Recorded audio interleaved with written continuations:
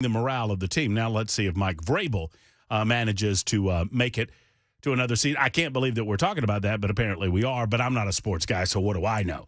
There's lots more going on in the world of politics that we need to get into, most of which having to do with the 2024 election cycle. Obviously, Joe Biden delivered his democracy is dead speech, which is what I'm calling it. We aired some portions of that for you live late in the day on Friday afternoon. It was awful. It was what you would expect. He is campaigning on the idea that if you don't vote for him, that America is over.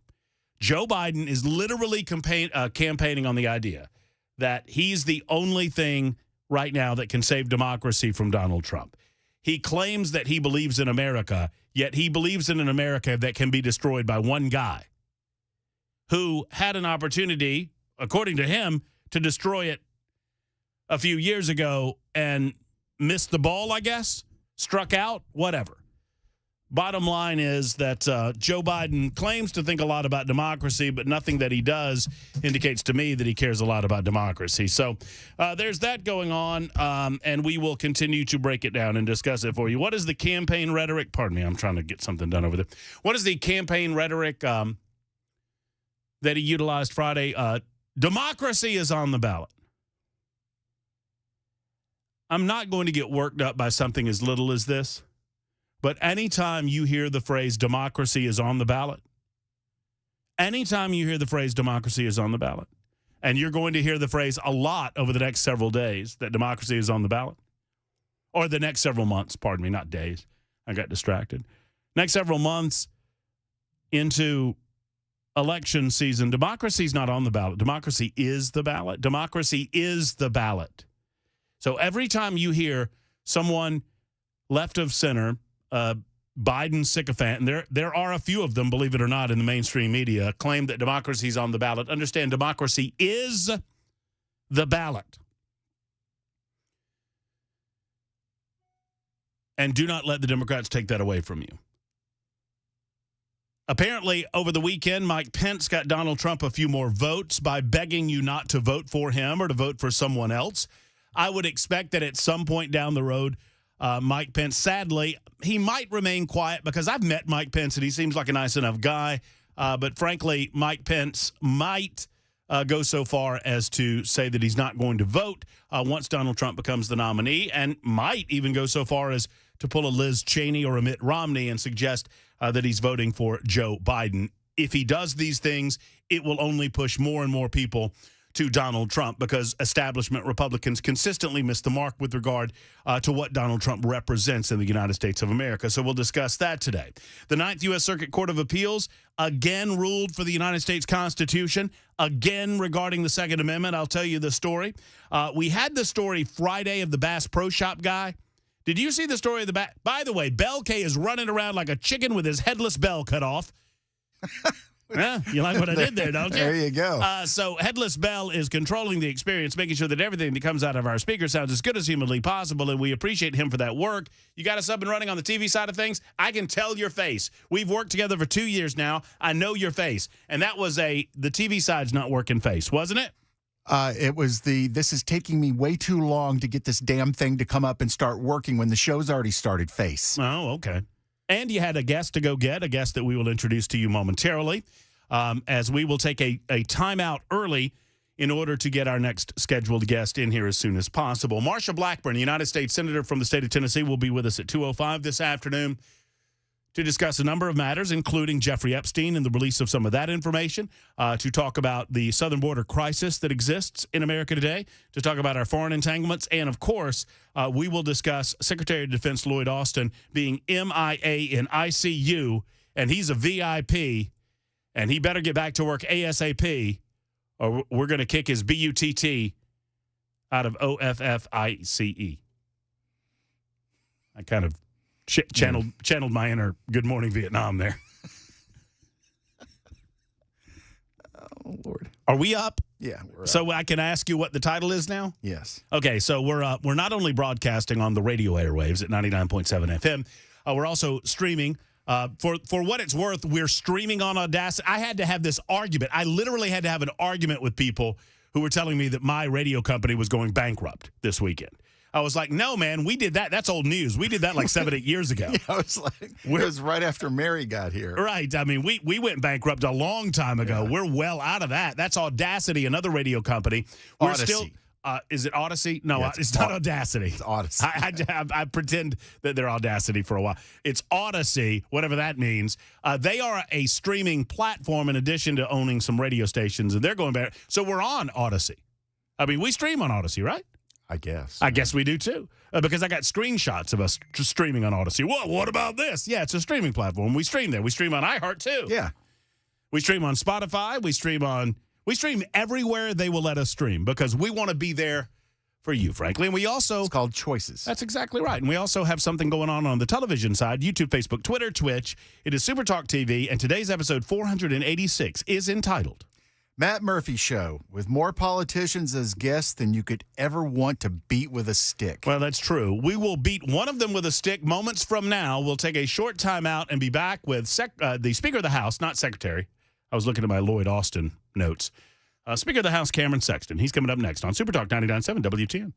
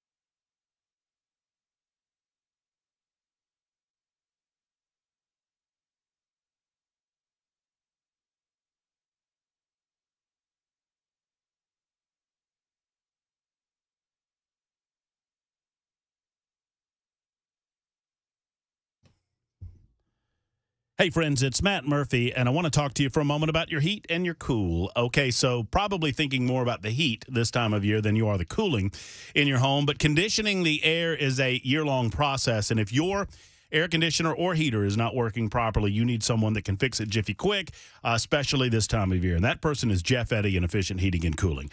He's been working for a long time, not to be the biggest heating and air conditioning company in Nashville, Tennessee. He wants to be the best. He wants a 100% satisfaction rating, and he gets it through hard work and through trustworthiness.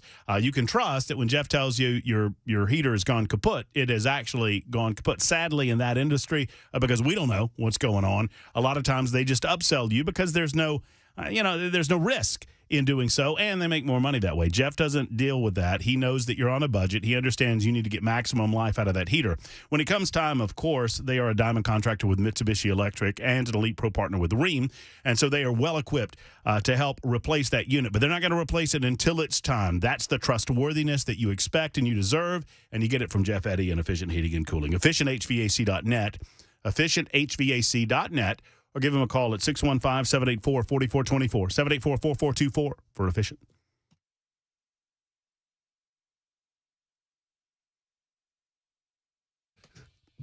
Super Talk 99.7 WTN. I should have warned you it will be a loaded Monday as we have Senator Marsha Blackburn coming up at 2:05 this afternoon. I will give the full treatment on the issue involving Secretary of Defense Lloyd Austin. It was literally a national security issue. Our American security was put at risk because of the actions of the Secretary of Defense, and nobody in the mainstream media wants to talk about this. Our Secretary of Defense was in ICU for 4 days, and no one at the White House knew. No one at the White House, they claim, did not know. So that opens up a treasure trove of questions that we'll get into in the 1 o'clock hour on Super Talk 99.7 WTN. But for this segment and for the better part of this hour, we're going to focus on state issues as the State General Assembly is back in session starting tomorrow. Had a great opportunity to speak with the Senate Majority Leader last week, and this week we are proud to welcome into our studios the Speaker of the House of the General Assembly in the state of Tennessee.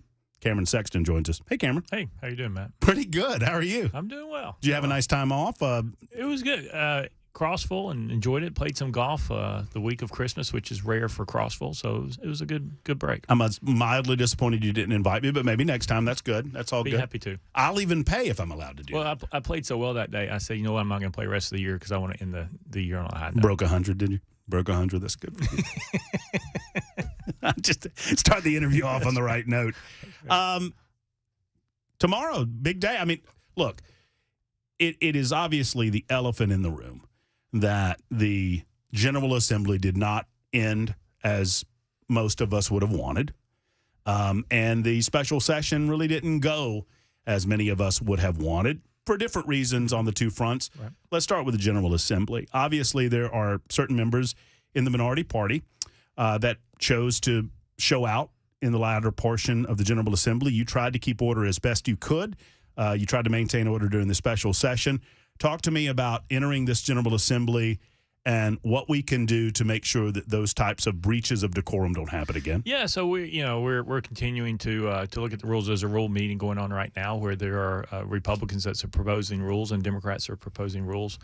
So we hope to have a rules package by in about an hour or so that will be on the floor tomorrow to vote for. That takes a special session, not all of it, that things that work, things that didn't work, and incorporate it into the General Assembly. I think we found a good middle ground. But look, at the end of the day, whether you're in the courtroom or it's your business or anywhere, you have to have decorum. You can't have chaos. And so we're gonna strive to make sure that we can keep decorum and then continue to move forward and do the people's business. Does it frustrate you at all? And maybe you're insulated from this, maybe intentionally or unintentionally. Does it frustrate you at all? Because I look at it. I was sitting in the gallery. And I mean, it's obvious. You have to have the rules of the body as voted by the body. Mm-hmm. Otherwise, everything devolves into chaos like we saw. But that's not the way the mainstream media seems to want to report this issue. Does it frustrate you at all how they're characterizing what happened during the general and what happened during the special?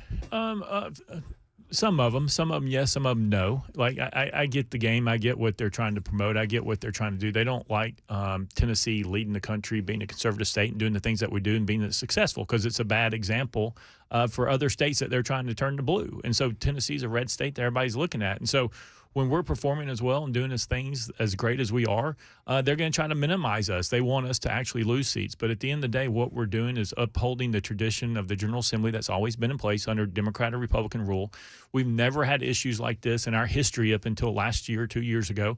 And so we're going to continue to look at the rules and have decorum. The first thing is to have decorum so we can do the people's business. If you don't have decorum, you can't do it. I was critical of you, and it's only fair that we talk about this face-to-face. I mean, well, it comes with the territory, right? I mean, I was a little bit critical of not what rules you put in place, but not anticipating the reaction. Is that unfair? I mean, because it seemed like the sign rule, the 8x11 little sign rule that you guys have allowed in the House up until this last session. Well, never in the balconies, but yes. I mean, but you allow them at chest level, right? Not in the balcony. There's a sign that's been going up into the balconies for years that said no signs allowed. That has been going into the balconies for years. And was it just an enforcement of that rule that led to what happened? Yeah, I would think so. I mean, what you had is you had people throwing banners out and bigger signs, and so at some point you've got to try to hold the line at some point. And so before we went into special session, I directed the clerks to call other states and say, "What's your policies? What's your rules? Like maybe they have something. Maybe they've gone through something that we need to look at." We also called Congress and asked Congress, "What's your policies?" They have a no sign in their balconies in Congress. So whenever we were thinking about it, we didn't think that if it's good enough for Congress to be in the balconies, what's going to be the issue here? Isn't there there's a lawsuit going on right now about rules, right? Yeah, I mean, there is, but, that's the way it is. In today's world, you get sued for doing anything. So, look, but what we try to do is look what other states and what Congress have done, and we didn't do anything different than what had been done in other states or anything like that. So, beyond that, what do you consider, once we get let me say one more thing about the rules package, or get you to say one more thing. The rules are decided by whom? The body votes on the rules. So there has been, by some members in the Democrat Party, this suggestion that you are acting like a dictator, that you're acting like an authoritarian. I think they're trying to reflect on some national politics and place that on you. How would you respond to that? Well, I mean, look, that's the narrative they want to say. But what I'll say is we're having a rules committee right now where anybody can propose rules. There's Democrats and Republicans who are proposing rules. Whatever goes into the rules package will go to the body, and we'll vote on it. And those votes, if they're over 50, will become part of the body. And so the rules are voted on. They're voted on by you vote on whether you vote for them or against them. If they are adopted, you have to abide by it. It's like a state law, right? If you get 50 votes, it becomes law. Just because you voted against it doesn't mean that you don't have to follow state law. And so that's the process. All right. So, and the last question on this front before we move forward to the general session, how do you handle it when they try to break the rules? I mean, what can you do differently, or will you do anything differently than you've done in the past in terms of enforcement? Well, I'm not going to do anything different than in the past. I've given warnings. We rule people out of order. There's all kinds of things. And so we still have things at our disposal. What we're trying to do is back during regular session, the two options that we really had was censorship and expulsion, and there was nothing in between. And so when people start realizing what the options were, it changes the whole conversation about what actions we took, because it wasn't to the level of censorship. It was to the level of expulsion if there's nothing in between. So, we're trying to give our ability to have different options, more options, because when you don't go through this in your history of a state as the General Assembly, you've never had to go through this before as far as the disruptions on the House floor and what was happening to keep decorum, then you've got to update your rules to coincide with those new actions. So it would not be out of the realm of possibility that we would have a third option beyond censure and not to the level of expulsion. That's right. I mean, other states have done remote voting, removal from the House floor, kind of like what they did. I think it was in Montana or Wyoming. So there's other things that our option that we can do. We didn't have those options before. Cameron Sexton, our guest, he is Speaker of the House. The session starts tomorrow. Gavel's in at noon. Is that right? Or thereabouts? High noon. What's the biggest thing? What's the biggest issue that you feel like you're going to tackle this session? Well, I mean, look, the governor's school choice is going to be a big issue. I think you listening to what's happening in Memphis and some other areas of our state, obviously crime and juvenile crime is a big issue. I think if you looked at special session, there's a lot of bills dealing with mental health. If you're declared incompetent or involuntary commitment, the issue. And so I think we're working together on that. So I think there's a lot of issues to work on. The budget, obviously, we're going to continue to look at that. I think you'll see another tax cut. The governor's proposed another tax cut for F&E taxes, I hope. And so It'll be a good session. We'll continue to push Tennessee forward and continue to do things that's made us great over the last 13 years. What, if anything, I mean, I guess because you mention it, that the plan is or the expectation is the House will take up some of the issues surrounding crime in our major cities, primarily Memphis. I mean, Nashville's seen its share. Every big city is going to see a little more crime than the smaller communities. That's normal. It's expected. But Memphis is abnormal, the amount of crime versus the amount of population. And it seems to be exacerbated by the fact that the district attorney is taking what most of us would perceive, us laymen would perceive as a soft on crime approach. What, if anything, what role does the Tennessee House of Representatives and the General Assembly have in that regard? Well, our role is to keep people feeling safe and the community feels safe. And if you have a DA who's changing the bail requirements, who's not holding people the way they should, who's changing the policies, not holding people accountable for certain crimes, there's ways that we can step in. The problem we have in Tennessee law is they have the ability to use discretion is the key word. And so that gives you a lot of leeway sometimes. And so we're kind of looking at that, trying to work with other DAs. But, when you're almost at 400 homicides in Memphis in 1 year, 397, and that was, I think, at least over 50 more than they had the previous year, and you had the carjackings and the juvenile crime. Something is going on in Memphis that we have to handle. We're going to work with Senator Taylor, and Senator Johnson was down there talking to him. So we're going to work with them and pass a crime package that will continue to do that and hold that DA accountable as we go forward. Our own DA, Glenn Funk, took a lot of heat, rightly so in my estimation, in the aftermath of the Belmont University student, 18-year-old, who was killed accidentally, and I put that in air quotes, shot by an individual that had just gotten out of the system due to what Funk described as a flaw in the system, what I would describe as not pressing these matters to keep these people behind bars. How would you characterize what happened there? Yeah, I mean, when I've talked to other DAs, there's an issue if someone's declared incompetent. There's been other people declared incompetent post that, where the DA said there's nothing we can do. One was we have a stalking law in our state that's not hard enough, that's not tough enough, and so there was an individual who was stalking a family, showed up at their house numerous times, on their property numerous times. They feared for their safety. They were under mental evaluation for severe stalking. And when they were declared incompetent, they got out. That family's terrified of what's going to happen. That was in another part of the state. And so there is an issue there. To what level it rises between DA and someone else, we can sit here and debate that. But that is an issue for someone being declared incompetent that we have to fix. The issue of mental illness was I guess I would say it this way. There was a disagreement between the House and the Senate during the special session, and it's not unique to Tennessee. Right. These things happen. The Senate wanted only to deal with those specific matters that the governor proposed. The House took it as an opportunity, and that impasse eventually led to gaveling out of the special. Do you believe you could have done more on the mental illness front then, and do you expect to circle back to that during the General Assembly? Because I feel like we have an extreme mental illness issue that is being exacerbated by pharmaceuticals. That is my opinion. Okay. And I don't know what, if anything, the General Assembly can do about it. Yeah, I mean, look, obviously I'm going to say I think we could have done more because the House passed more legislation. It wasn't a disagreement with policy. So the disagreement with the House and Senate wasn't about policy or about the bills we passed. It was about the Senate, as you rightly said, they just want to do what the governor called and do what he did, and then come back and focus on January. So that's where we are now. So we're going to work with them in January to work on that legislation, hopefully get some things passed. I think if you want to look at what's been going on, we also, to your point about prescriptions, we over-medicate ADHD. There's so many kids on those medications. We're not giving them the benefit of really trying to understand. There's some behavioral analytics and other things that people are trying to do that help without medication control. And so I think we do have to try to get back to giving people the ability to get counseling or behavioral therapy or whatever that may be to handle those situations outside of medicine. Don't be medicine first. What if anything, can you do regarding specifically addressing covenant?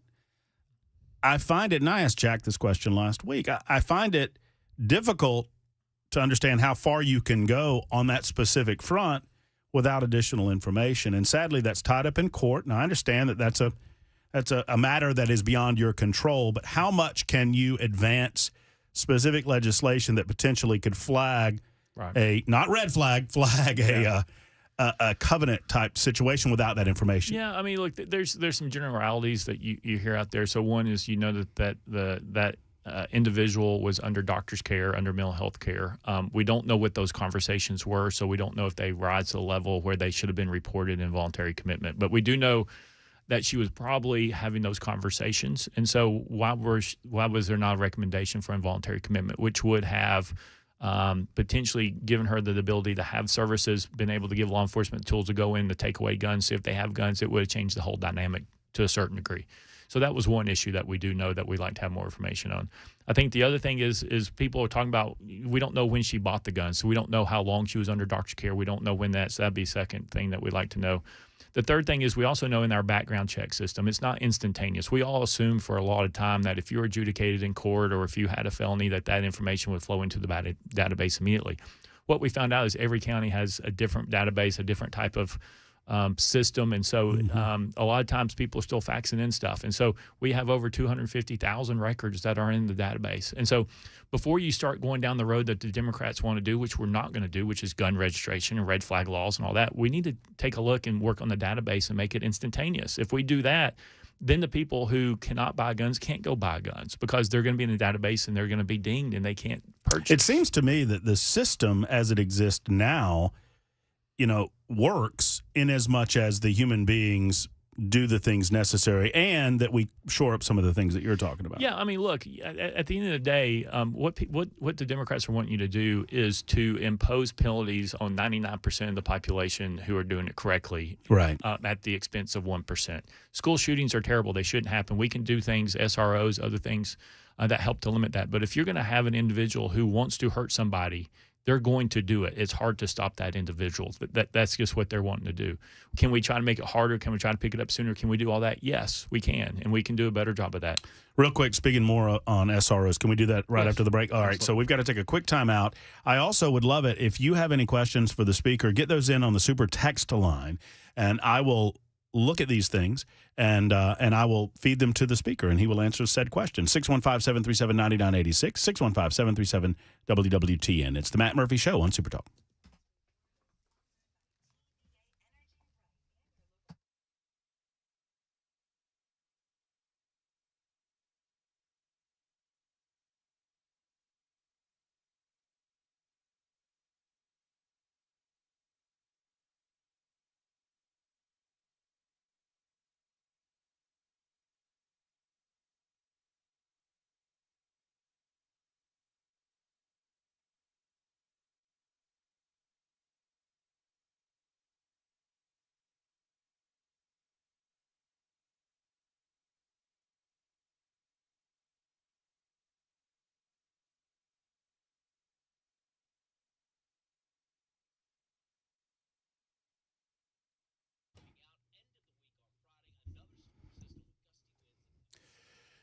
New year, new you. I know we all make resolutions in the new year. If your resolution had anything to do with your back pain, neck pain, knee pain, pain of any sort, if you've constantly found yourself grabbing a bottle of pills, either over the counter or otherwise, to try to take care of that pain, allow me to point you in a different direction in 2024. The Dr. Gill Center for Back, Neck, and Chronic Pain Relief is a one-stop shop for all things pain in your body, and I know from personal experience.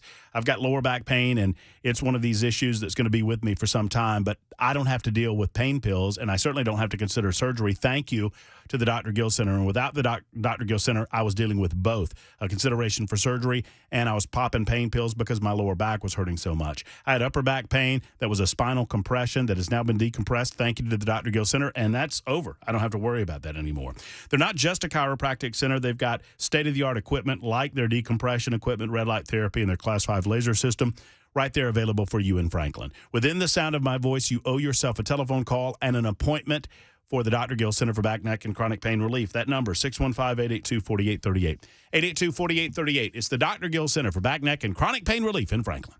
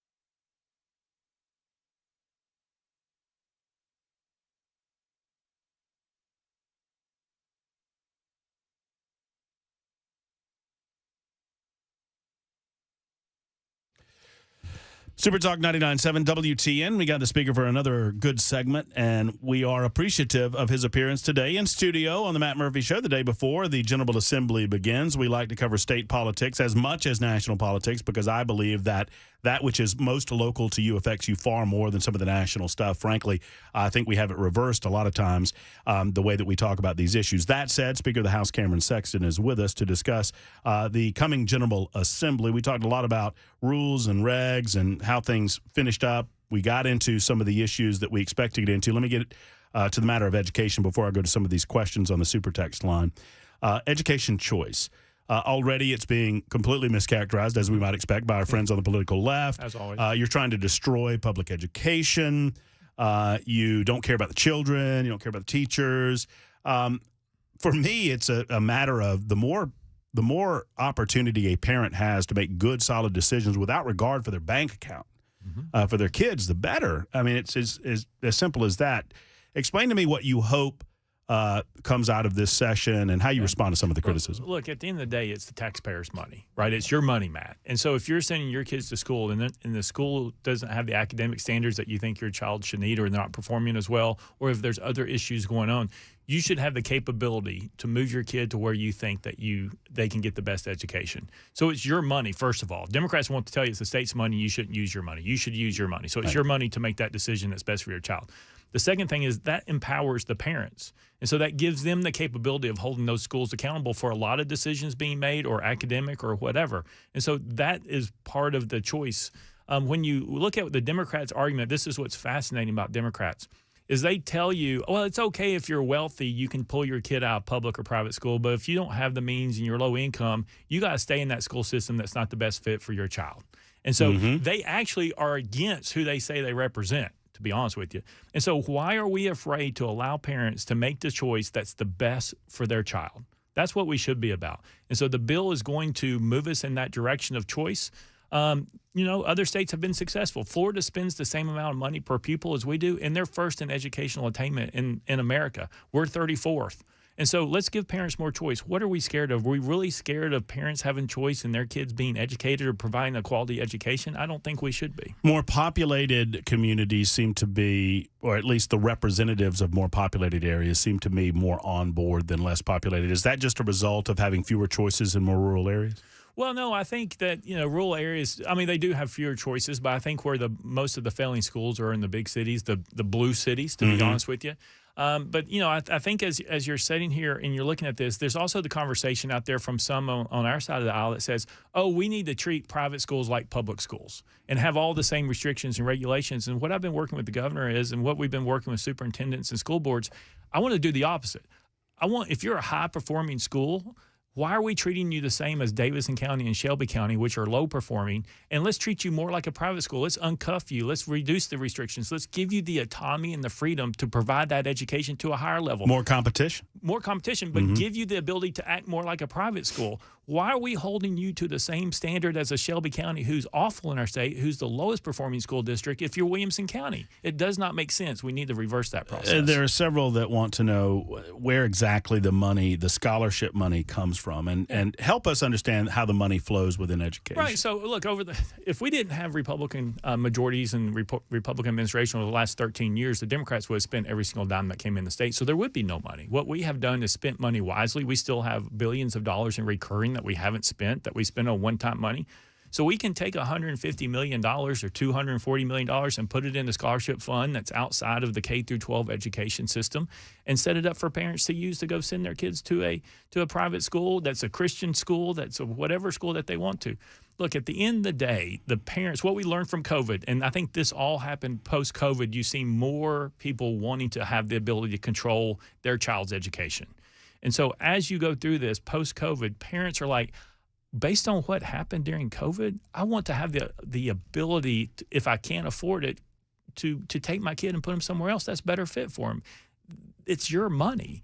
And so for people to say you shouldn't do that when it's your taxpayers' dollars goes against everything that I think that we should be doing to allowing parents to make the decisions that's best for them and their family. So the Democrats in the halls of the General Assembly are suggesting already, before seeing legislation, frankly, that this takes money out of school systems. Is that true? No, what it does, the money does not follow the student, and so the money would be outside of that. Now, currently, if your child moves from public school to private school, that money's leaving anyway, but it's not a direct follow. No, so because, I mean, a lot of the state funding is based on how many pupils are in the system, right? So, I think what they're using is a natural dynamic of the system against the legislation, because naturally, if I have a public school system and I lose, for whatever reason, 1,000 children, well, I'm not going to get as much state dollars as I did the previous year with 1,000 less kids to teach. That's right. Well, let me ask you, why did you lose 1,000 kids? So if you're meeting the parents' expectations for academics, they're less likely to pay for a private education unless they just want something different for their child, right? Academically, you're not pulling someone out to go pay for a private education. If they're Maryville City schools are a prime example. Williamson County schools are a perfect example.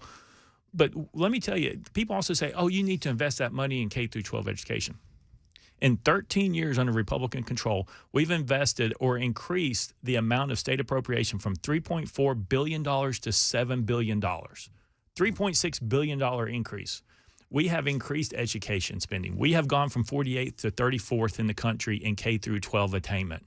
Right? The previous 13 years under Democrat majorities, they only invested $1.4 billion.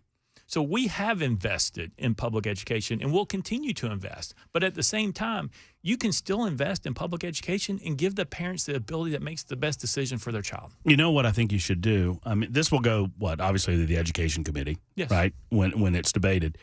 Maybe encourage, who's the chair of the education committee? Well, we have two. So one, Representative Moody and then Representative White. Okay, so I think you should encourage one of those two representatives to call Senator Heidi Campbell over.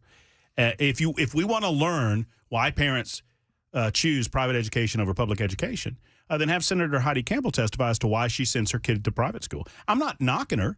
I've asked the question of her repeatedly on social media and other platforms because I genuinely want an answer. I think if we can glean why she made that decision in her family, I think we can better understand, because she has an intimate knowledge of how public funds are spent in public education, probably more so than 95% of the population. So if we get to the bottom of why she made that decision, maybe we can better understand. Well, I mean, why should we only allow people who can afford to send their kids to private school to do that when it's their taxpayer dollars that they're spending with the state of Tennessee? Why not give them the opportunity to make that decision for themselves? So once again, just to answer some of the questions that are coming in. So the scholarship money, which is roughly $7,000 per student, thereabouts, for what's being talked about. Right. So the basics of the proposal, as we understand it, I understand it. I mean, it's got to be presented. It's got to be debated. It's got to be amended.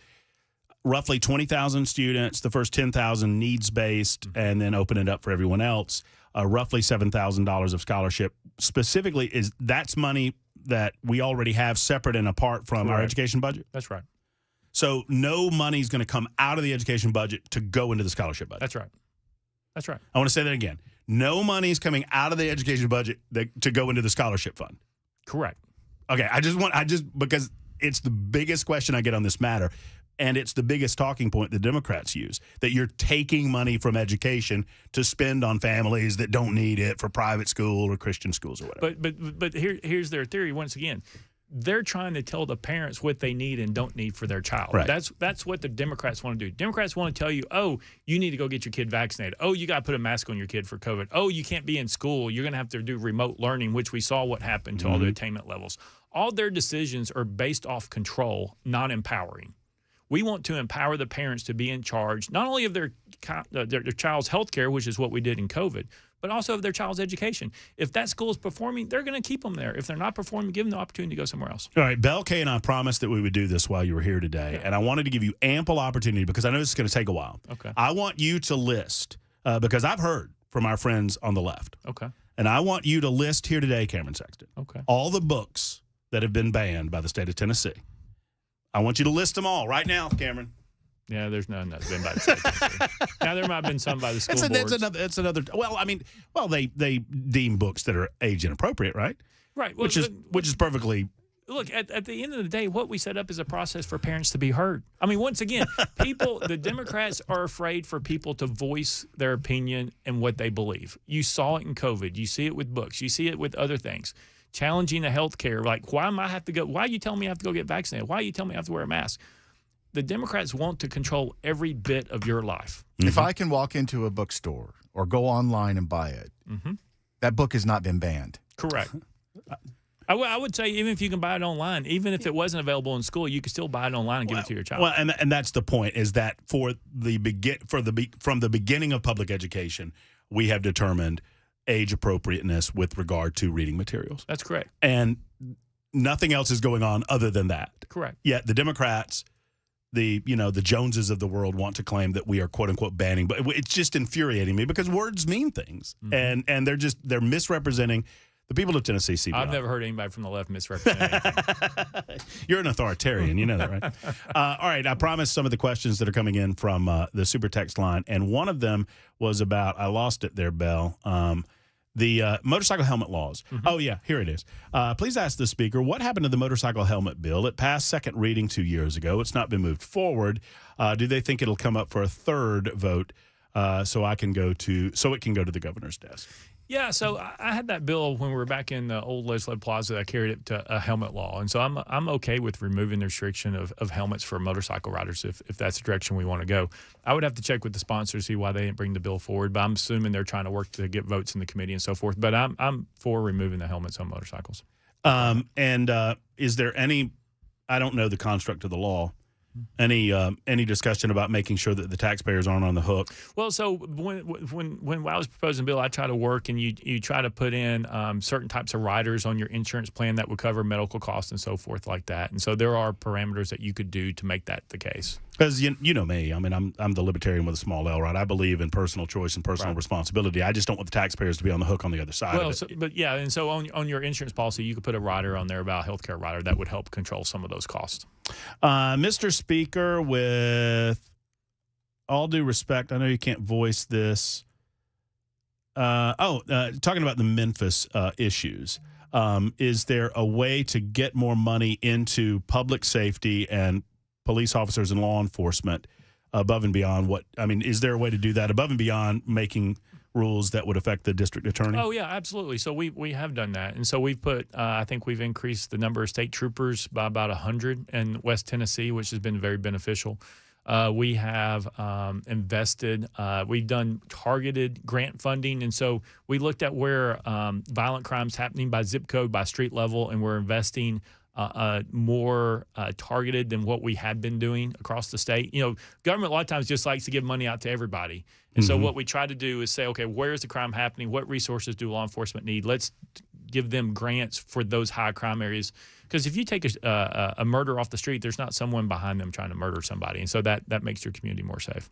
Several folks trampolining off of our discussion about education and the scholarship fund are suggesting, hey, 7K doesn't cover a lot of private schools. Correct. And I'm sure that you've had this question asked of you. How do you respond to it? Look, we're willing to move it. Look, this is just it's a fluid conversation. And so I think the one thing that the governor has done very well is put forth an idea and said, but this is not in concrete. Let's have the conversation. Let's be fluid.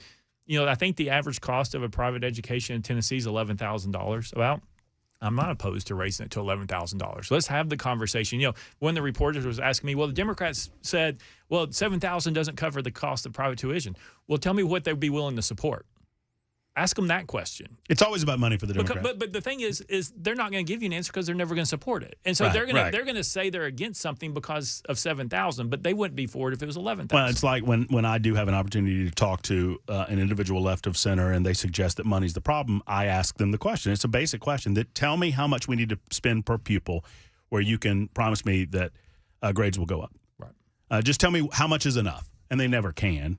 Because it's never enough. Well, let me tell you, since I've been on the school choice with Governor Trump around, we've talked to a lot of directors of schools. Let me tell you what the third grade retention bill did in all these schools. It made them reevaluate the grading system. Because what you had is you had students who were making A's and B's, and the parents like, oh, my son is an A or B student. How are they not proficient in reading? And so the school system started looking at it, and the ones who are affecting change are the ones who are saying our grading system was not mirroring what we were actually trying to test. And so you're going to come back and have a change on that. This is a great question, and I know we've got to go after this one, Bell, but on the education front, the question was asked by Jason, have they given up on foregoing the federal education dollars? And I would say this, is the choice bill a first priority, and will we see consideration of the federal bill? Yeah, I mean, there is, because there's more work to be done on federal. What we found out, and there should be a letter released sometime today or tomorrow from the study committee, is we're going to look at all the all the testing that's required and look at what that is and how redundant it is. We're going to look at the rules that they're enforcing the state to impose, looking like it's state rules and not federal rules. We're going to go back and take a whole look.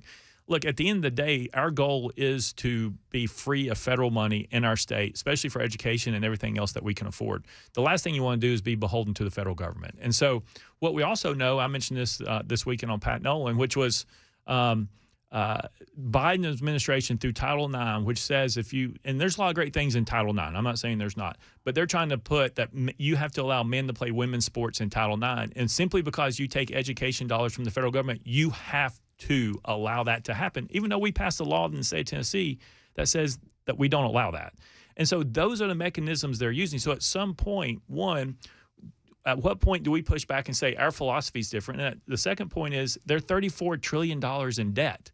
In 20 years, their interest payment is going to be $1.5 trillion. At some point, when are they going to withhold the money coming to the states and say we can no longer do it? Tennessee should absolutely lead the nation on this front. I agree. Because of the national debt, because of that last point that you just made, because it is an unsustainable situation. Until a state says no, the federal government will continue to print money because they get control. No, they get control, and that's how they hold it to you. But at the same point, it's not our money that's coming back to us anymore. It's debt. Our money's long gone. I mean, when you're $1.5 trillion in debt or deficit in 1 year, that's no longer your money coming to you.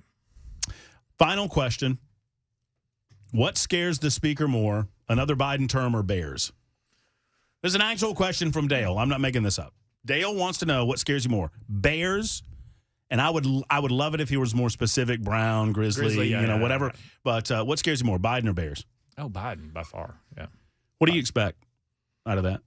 Get you out of the state for a minute and talk about national policy. I don't think he's going to win the election. I think the Democrats are going to try to do a coup at convention or something. Do you think they'll try to get another candidate? Oh, absolutely. I think they will. And if it was between Gavin Newsom and the bear, that's Gavin Newsom is very scary. He looks good, but he's a lot more scarier than Biden. But I don't think you thought this through. I'm pretty sure I could take Biden with one hand behind my back. I couldn't take the bear. Yeah, I thought about this. It's not like we're running from. If we're running from the bear, then I'm not worried because I can outrun Joe Biden. And I don't have to outrun the bear, right? You don't have to. But the way I look at it is the bear is one thing. Biden represents 1,000 different things that he can affect me by, right? And so I can't fight everything that Biden's wanting to do to me, but I can fight back against the bear. Cameron, thank you in all seriousness. Great, informative discussion. Let's have plenty of these during the General Assembly. I know that you often don't have time to come over, but we appreciate you stopping by. Appreciate the time. Thank you. There's Speaker of the House, Cameron Sexton, back in a moment with your thoughts and your reflections on that conversation right after this.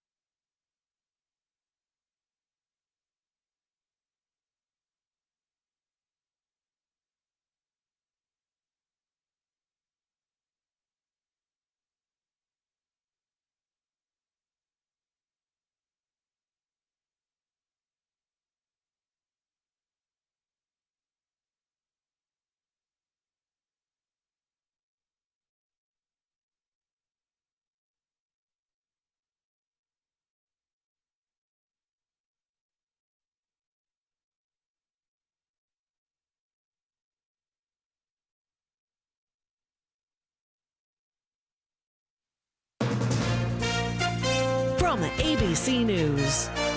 I'm Daria Albinger. The FAA is giving airlines new rules for what must be inspected on Boeing 737 MAX 9s to return them to service.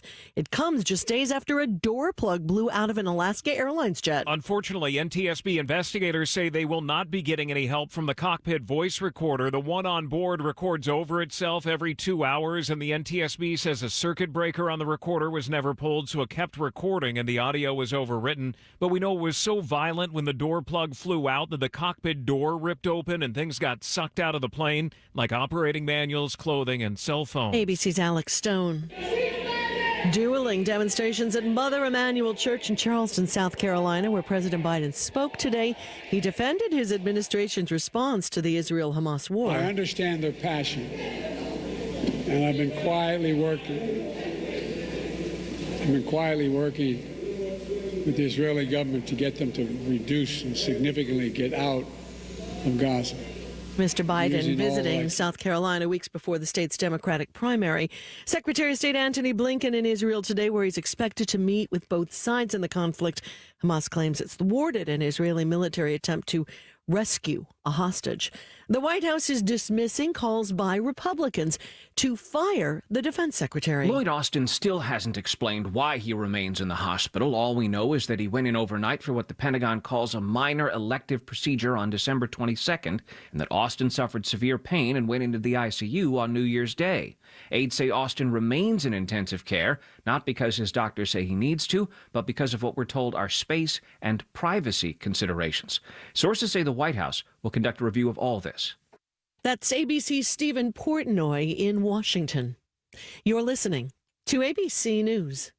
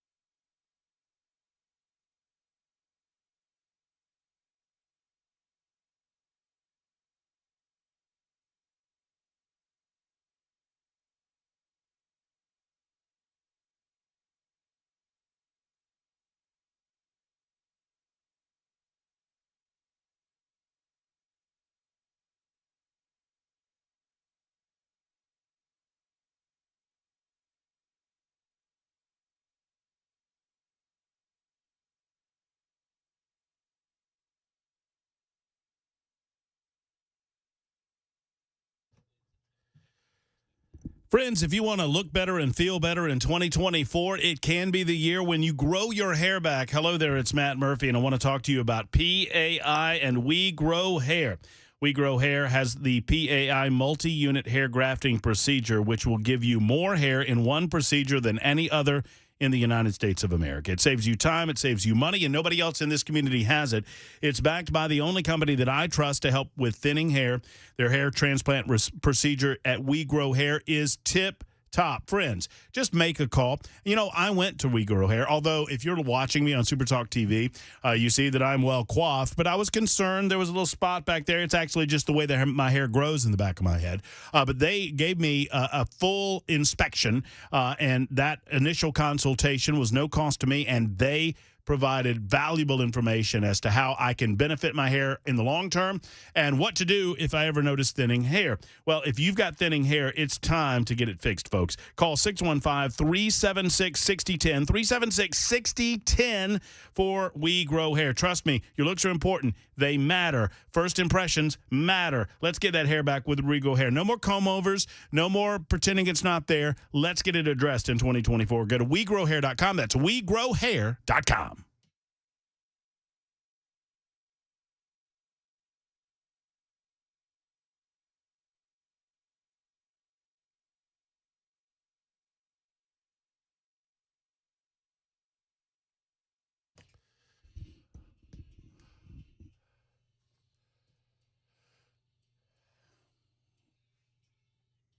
Here we are, and here we go. Hour number 2 of the Matt Murphy Show on Super Talk 99.7 WTN. Open phone lines for the duration of the hour. For the rest of the show, really, we've got Senator Marsha Blackburn coming up at 2:05. Thanks to Speaker of the House Cameron Saxton.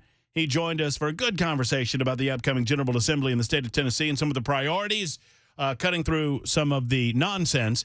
Cameron did tell me, I think he said this on air, I'm not sure, but I'm certain he said it off air, and I'm certain that I have an ability to relate it to you, that the rules will be in place very soon. The rules will be voted on by the body, but there is an expectation that there are some that learned from the last portion of the General Assembly last year and from the special session, and they're going to attempt to exploit the rules. The expectation, I'm just going to give you I'm going to walk you through what you can expect.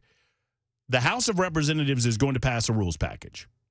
That rules package will reflect the expectation of decorum within the body. It is no different than any other state assembly or legislature in America.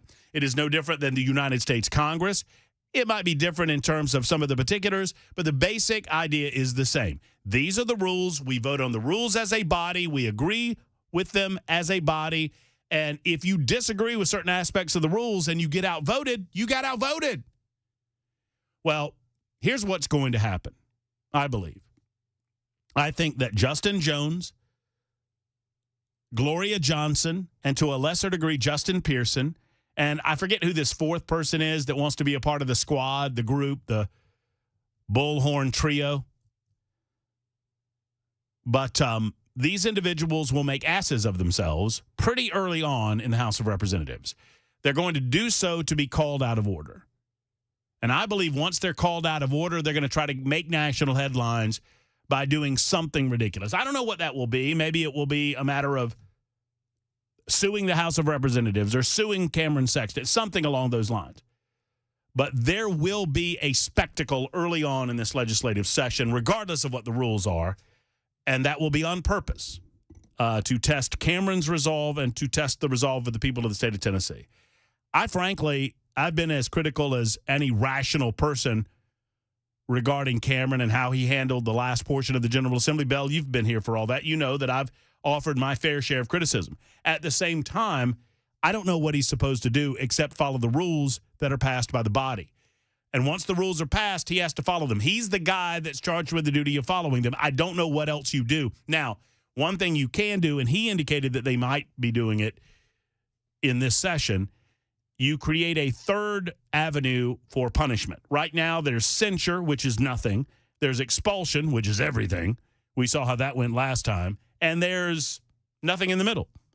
Perhaps there is something in the middle that you can do. Limiting your ability to speak on the floor for a day or a week or a month or whatever.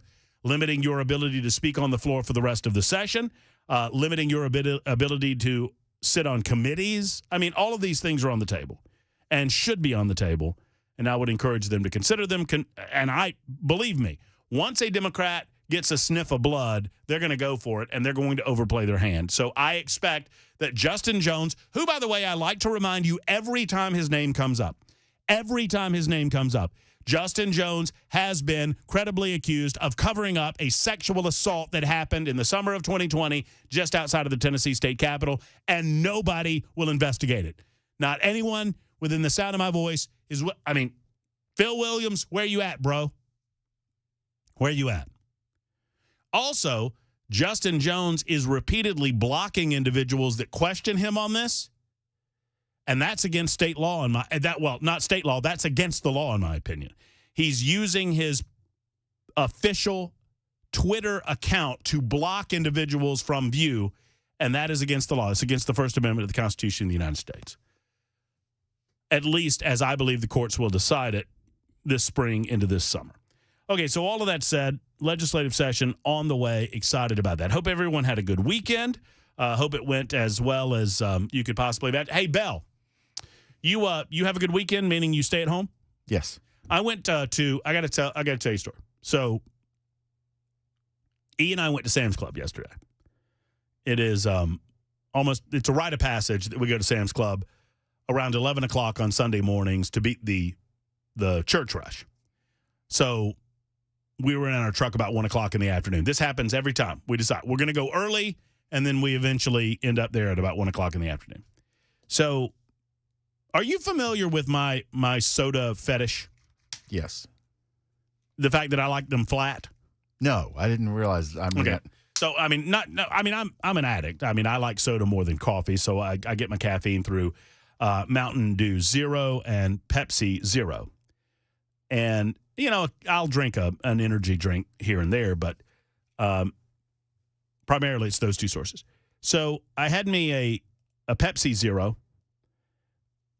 but the oddity is I like them flat. I like them in bottles, and I like them flat. I prefer my soda flat. And Brink, come at me, bro. Tell me I'm a monster. Tell me I'm evil. That's okay. Brink? Super text. Did you say Brink? I said come at me, bro. Oh, I thought you said Brink, come at me, bro. No. Come at me, what's bro. Brink got to do with anything? Brink. They're looking for, they're advertising for jobs at Defense Systems. We're doing our job. I meant to call Brink when I saw that. He sent out an email that they're looking for a candidate for an open position at Defense Systems. One of our fine sponsors on Super Talk 99.7 WTN. We'll be talking about Defend coming up at 2:30 or so this afternoon. But he's looking for a qualified individual to take a position at Defense Systems. And I'll do it. Easy. I'm right here. At least wait till I leave at 3:02. So, or maybe turn your mic off before you call him. Hey, Murph, I can't do you're on your own. I gotta go make a call. I'm out. You would actually be good. I think it's a communications person. Anyway, we're doing our job. I tell all of our fine sponsors and everyone that you hear me talking about, I tell each of them the same thing, whether it's Paul Winkler or Jeff Eddy and Efficient or Dr. Gill, whomever it might be. I tell them all the same thing. Do you know what I tell them, Bell? What do you tell them? It is my job to make you hire more people. That's it. That is my job. I believe in what you do, and if I'm doing my job, if I'm getting the word out enough, if your phone's ringing enough, you're going to have to hire more. I'm going to be a pain in your butt at some point. Yeah, that's true. Because you have to hire more people. I think Brink Fiddler is hiring. Anyway, so I like my sodas flat. I don't know why. I just do. So what I'll do is, and if you're watching on Super Talk TV, I'm going to give you a little demonstration of this, and this soda has enough out of it that it makes sense. So I'll drink a little bit out of the soda, out of the bottle. Once again, I like bottles, not cans. I drink a little bit out of the bottle, and then I will take the cap off. Just enough. Well, no. I leave the cap on, pardon me, and I shake it like this. And then I take the cap off to release the carbonation, which works, right? But you got to watch it. You got to pay attention. So a couple of things came together. This is a very funny story. I should tell the end of the story in the middle to heighten the effect of the story. The end of this story, it ends up with me walking around Sam's Club with everybody thinking that I peed my pants. That's the end of the story. That's a good visual to have in your head. Man, I screwed this whole thing up. I should have started there. The end of the story is, that's a good movie-making technique.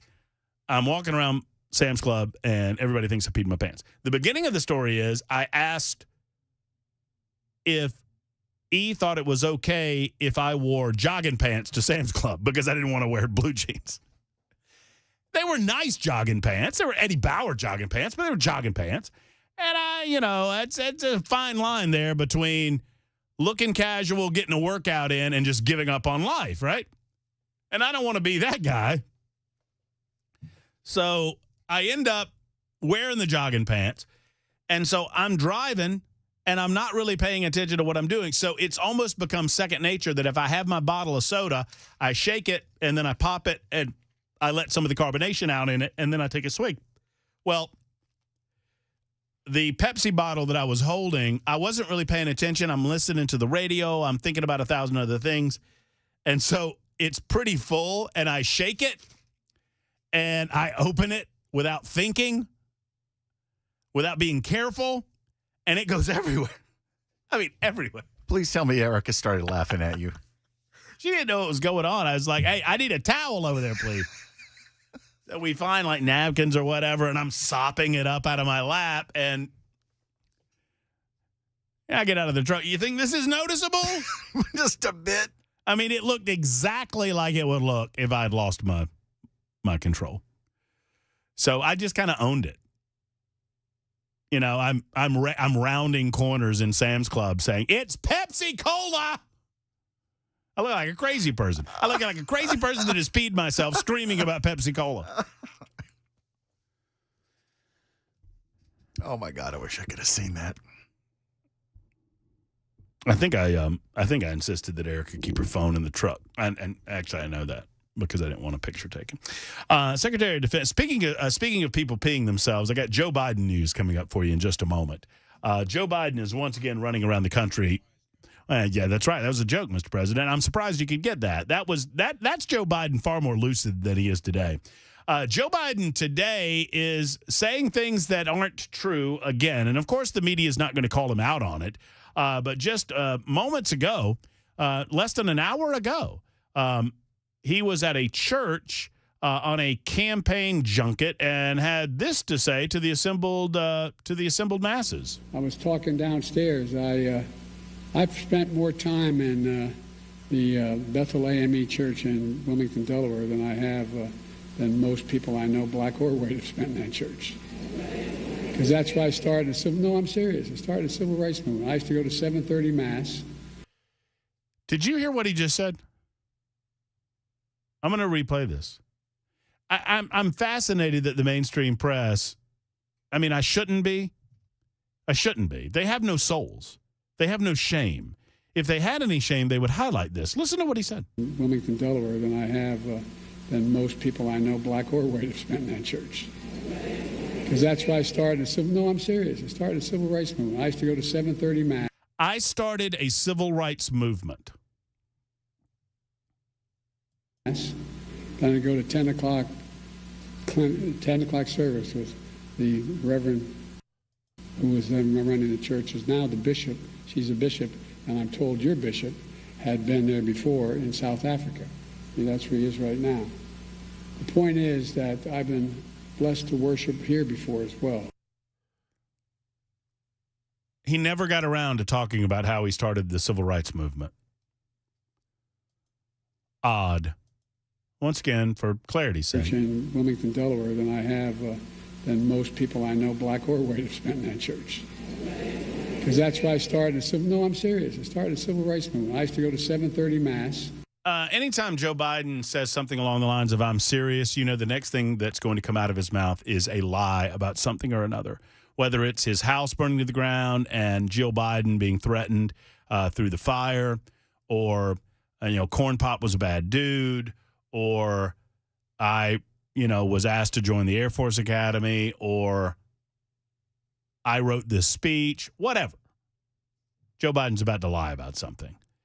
And he went on to lie about other things. Here's Joe Biden once again claiming that he got cancer because of the oil slick that appeared on the windshield of his car based on pollution. Because my mom would drive us to school in the morning as young grade school, turn on when there was a frost, turn on the windshield wiper, there'd be an oil slick on the wiper.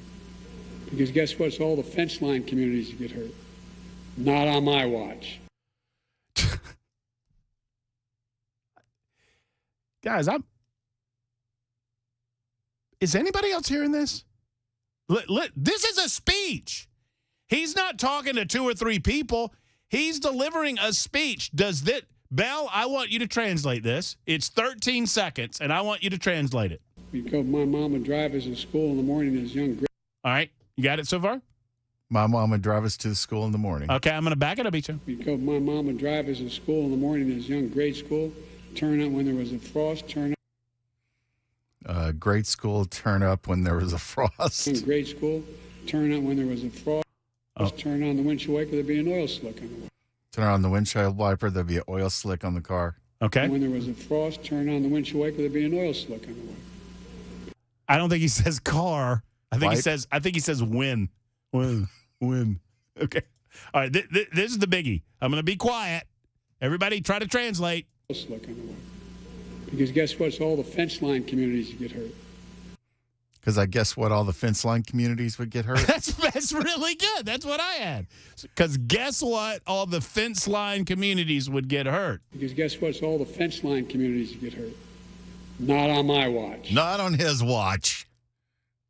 Here's a slightly more cogent Joe Biden telling the same line. My mother had to put on your windshield wipers to get literally the oil. And damn many other people I grew up have cancer. And why can't for the longest time? Delaware had the highest cancer rate in the nation. Us to be able to walk. And guess what? Guess what? The first frost, you know what was happening. It's buffering. That's what it's had to happening. put on your windshield wipers to get literally the oil. And damn many other people I grew up have cancer. And why can't for the longest time? Delaware had the highest cancer rate in the nation. Us Oh, It was Della. off the window. That's Oh, why I Delaware. had so. it's you know what? My computer is buffering, just like Joe Biden's brain.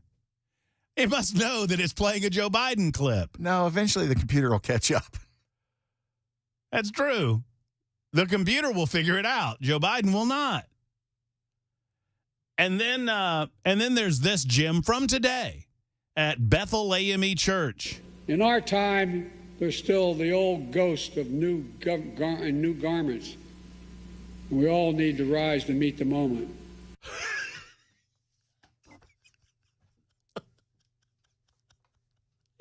What is, If I'm working with what him, is he? This is the best he's going to be today, by the way. I can just imagine one of his handlers off to the side of the stage, rubbing their face in distress, knowing that there's going to be so much to clean up afterwards. There was an old saying when George W. Bush was president of the United States that the worst job in America was to be a speechwriter for Bush, because George W. Bush, and, you know, for whatever respect you want to offer him, that's fine. The presidency or whatever. George W. Bush would take a great speech and turn it into a good speech. Regularly. If you read it on paper, you're thinking, man, this is fabulous. You listen to him deliver it, and you're like, great speech into good speech.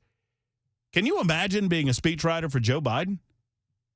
You just do the work and let him mangle it. Right, and you're sitting there going, man, that was a great line, and this is what came out of his mouth. In our time, there's still the old ghost of new garments. New garments? New garments? We have ghosts in the garment district. Let me tell you a little story about garments, Emperor. Look at my beautiful new robes, everyone. Anyone with sense can see them. What a joke. This guy. 26 minutes after the hour, you're listening to Super Talk 99.7 WTN.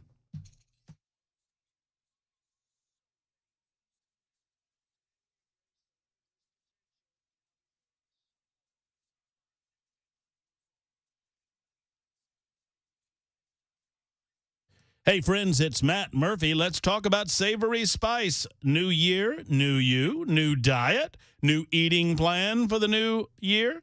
Well, if you do have a new eating plan, if you are going rogue off of the, chocolate or the cake or the delicious holiday sweets or the, the eating of the creamies and all of that, if you're trying to eat in a more healthy fashion, and it's frustrating because let's face it, healthy food is not that tasty. Broccoli is healthy for you. And I get it. Brussels sprouts are healthy, but they're not that good on their own. What about Savory Spice in the cupboard to help spice up those foods that are good for you and make healthy eating, diet eating a little better? Savory Spice can make it happen. I know because I have 3 different veggie sprinkles. One is a Mexican corn sprinkle. One is a veggie sprinkle. There's another one, and I forget what it's called. It's at Savory Spice. Holly or David would know. Absolutely fabulous on Brussels sprouts, on broccoli, on mixed veggies. So if you're thinking about healthier eating this holiday, spices have little to no calories in them, and they can gin up that food. They can make it worthwhile to you, and they can help keep you on track during January and February and March as you try to lose a little weight. Maybe it's a New Year's resolution for you. They have soups, they have stews, they have yummy comfort food ideas as well. If that's what you're looking for in January and chili and stew and all these types of things, they're there for you at Savory Spice. Savory Spice, such a delicious spice and salt combination in their store. 2 locations to serve you. One's in L&L Market. That's just off Charlotte Pike. The other's in Franklin off the square next to Gray's Pharmacy. Go by and see the incredible spices and say hello and tell them I sent you to Savory Spice.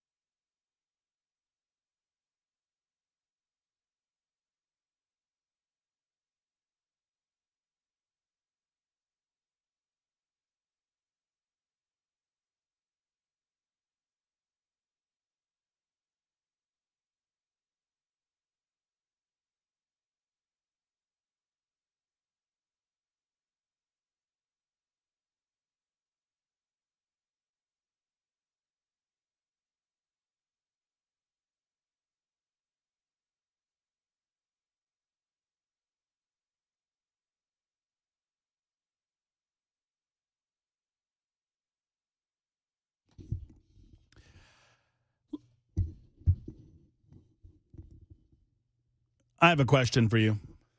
Yes. Where are we in terms of the hour? We're right where we're supposed to Are be. we where we're supposed to be? Yes. Because I screwed up, and you know what I mean. I'm trying to ask a question without actually asking a question because we're fine. You just do you. Okay, very good.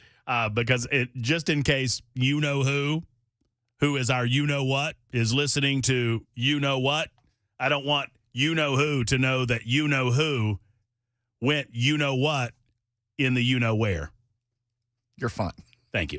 135 Super Talk 99.7 WTN. Your calls. I promise you, I've not caught Joe Biden disease. I know what I'm talking about, and so does Bell. 615-737-9986. 615-737-WWTN. TB wants to know what's the fence line community. I have no idea. 7308 says, it's okay, Matt. Joe cured cancer. 2565, who's Corn Pop? And why is Corn Pop a bad dude? There you go. Corn Pop was a bad dude. Corn Pop is a fictional black person that Joe Biden made up in his past about how he was the white knight savior of a bunch of black kids in his local swimming pool. And Joe, I'm not making that up, right? I think I have that correct. I think thank you. I think so. Yes, Joe told this story years ago where he was a part of the integration of the black swimming pool, and he was a lifeguard at said black swimming pool, and Joe Biden attacked a black man with a piece of chain, according to his story, or he threatened a black man with a piece of chain.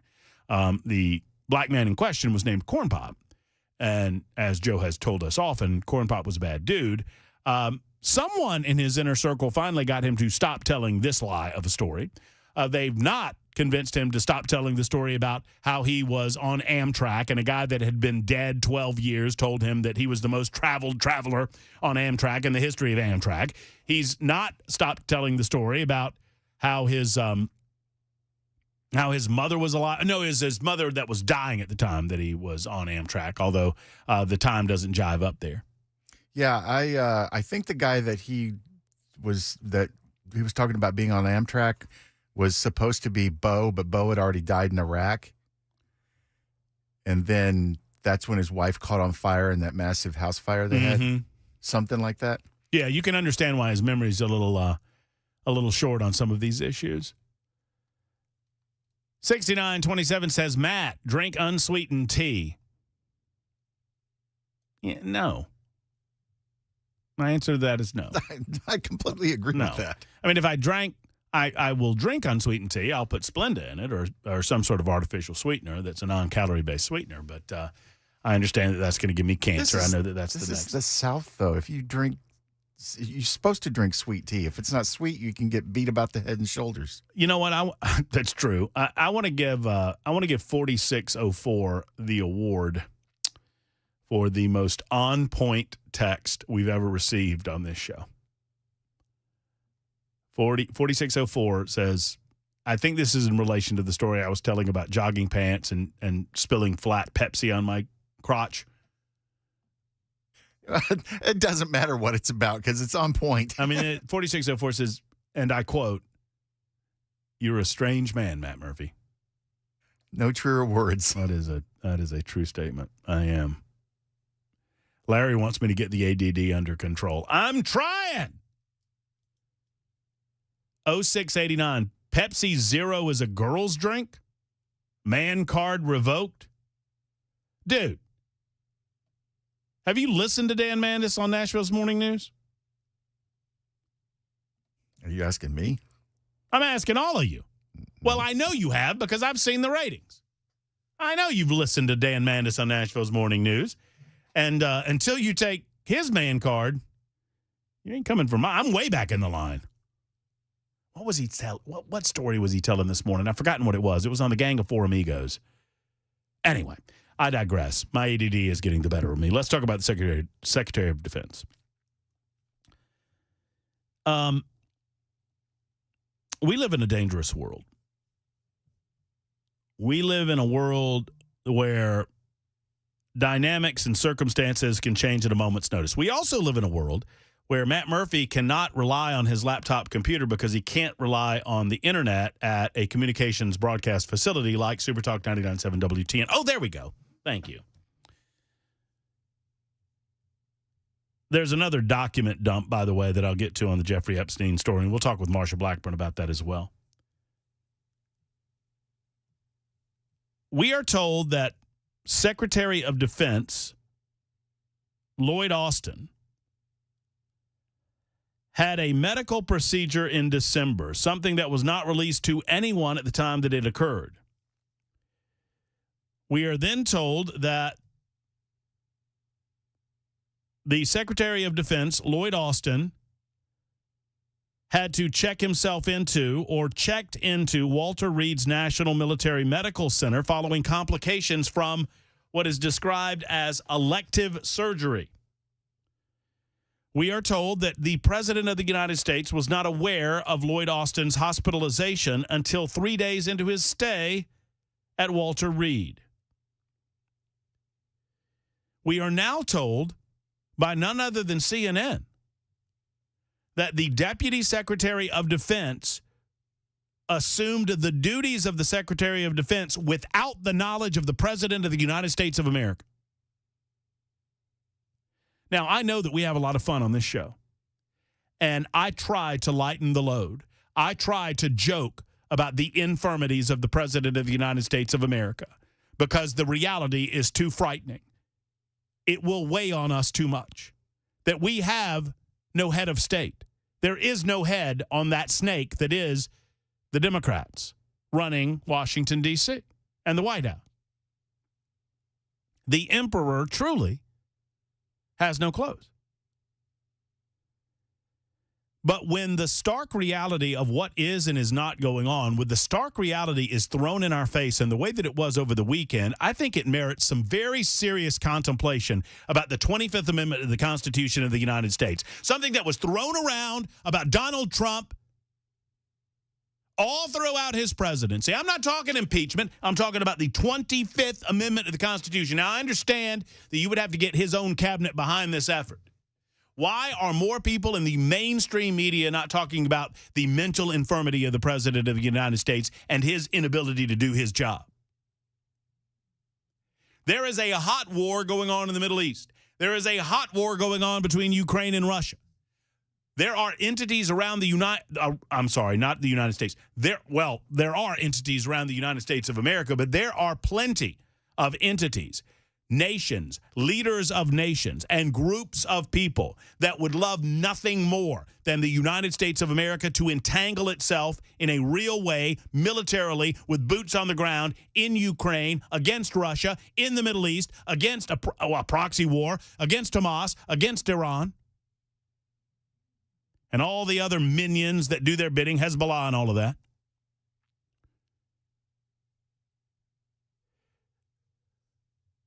And in the meantime, the man charged with the duty to keep us safe, the individual who was responsible for the defense of this great country and our military, Lloyd Austin, was in the hospital for 4 days and the president didn't know anything about it.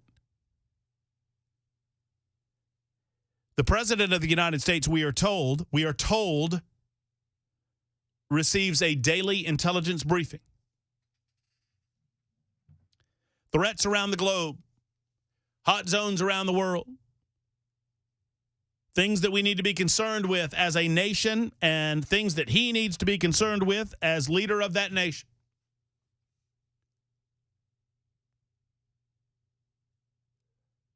I intentionally, as I was speaking to you, turned my monitor number 3 in our studio. There's only one, but I call it monitor number 3. Actually, there's 3. There's 2 monitors here. No, I take it back. Monitor number 3 in our studio at Supertalk. I turned it to #NeverCNN as I was speaking because I wanted to know if in the last 1 hour and 15 minutes of this radio show, I can get a mention of what happened. If any responsibility will be laid at the feet of the President of the United States. The President of the United States reportedly receives a daily intelligence briefing. That briefing can come in a number of ways, but this president, if I'm not mistaken, Joe Biden claimed that he received his in person. You know, he did so, my predecessor, he just got a report. He just got a file folder. I received mine in person. So you're telling me the President of the United States of America received a daily intelligence briefing, and in that intelligence briefing, they did not include the information that the Secretary of Defense, Lloyd Austin,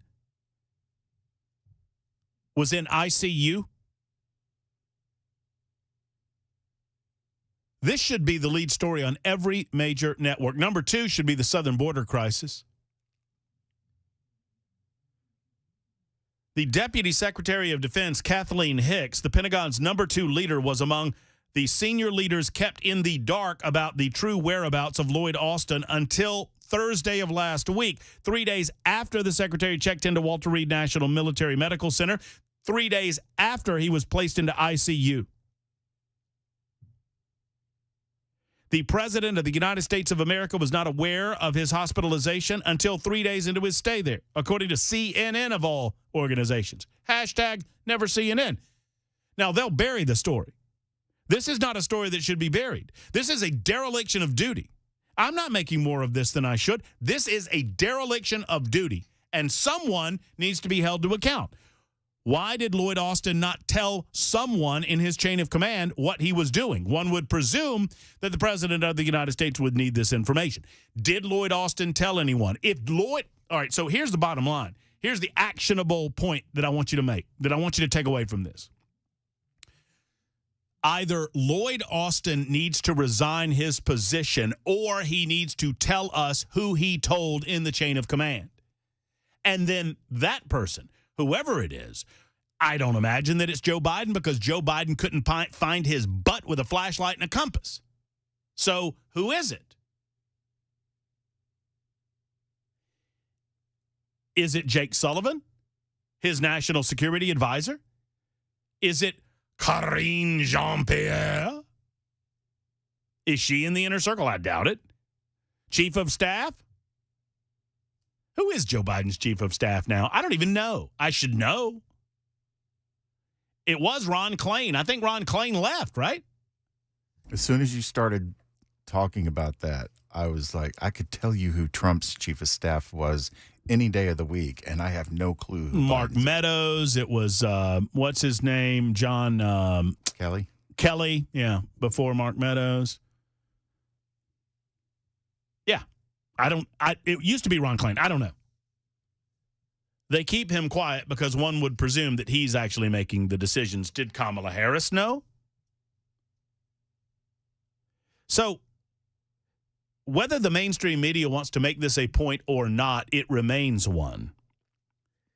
That in the middle of our involvement in 2 hot wars, and we're involved in both, we are advising Israel every step of the way. We're receiving advice from Israel every step of the way in their battle with Hamas. We're offering material funds to Israel in their battle with the Islamic Jihad and Hamas. We are engaged, whether we should be or not, in Ukraine against the aggression of Russia, trying to retake some of their territory that they believe is their own.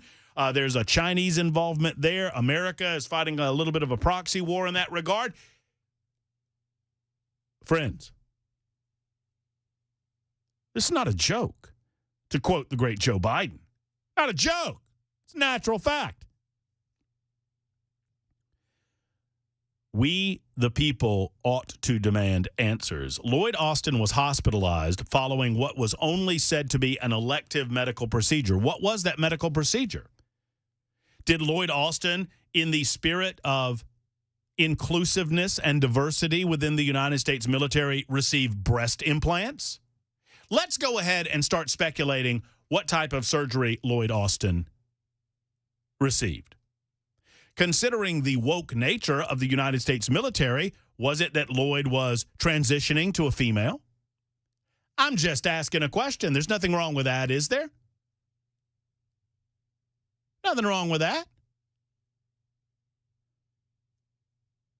One way or the other, we are told that he was hospitalized after this elective medical procedure that he had on December 22nd while he was on leave.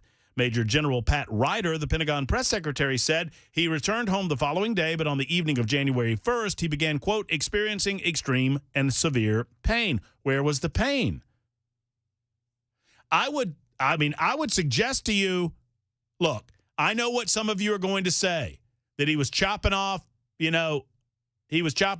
well, I think those have been gone for a long time. I've seen how he manages his Defense Department. He hasn't had any cojones in a long time. Come on, man.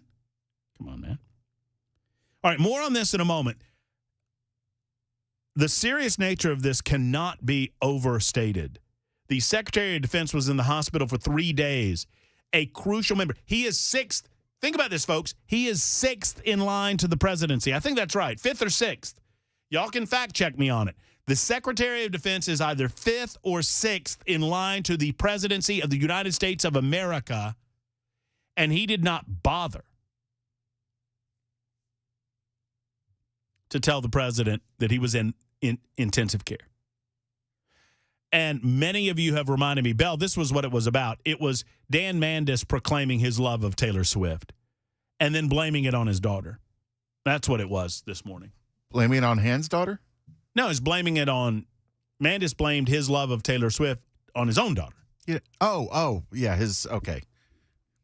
Which I just think is shameful. Just own it. Yeah, man. Own it, I do. I'm a Swiftie. I love the woman. So gross. But that's fine. I mean, I get it. No.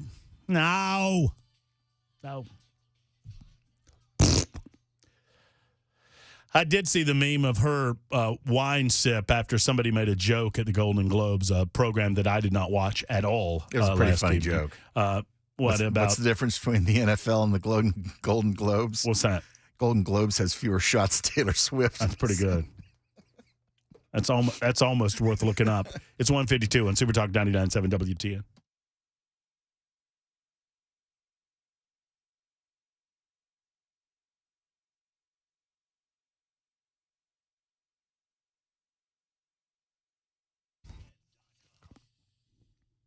Hey, folks, make 2024 the year of you, complete with a couple's heart and lung scan for just $149. It's Matt Murphy with Kraft Body Scan, and I want to talk to you about it. You know, this is a value of well over $2,000, and when the couples go in, they receive that heart and lung scan, and they also receive that valuable information that comes with it. If you call now to book a very seamless and quick process, you don't get naked, by the way. You keep the clothes on. You take all the metal and all that out of your pockets, but you keep your clothes on. It takes about 5 to 7 minutes. I did it. I received a full body scan because I wanted to know what this was all about before I talked to Nashville about it. It's a relatively new procedure to Nashville, but it's been around since 2017. It's a CT scan, comprehensive CT scan that looks inside of your body and can identify problems within the body before you notice that they are there. We're talking about issues like cancer, heart issues as well, lung issues. So often it is that people wait too long until they feel symptoms before they go to the doctor about certain aspects of their body. Your health is the most important thing. Don't wait for symptoms to get ahead of your health.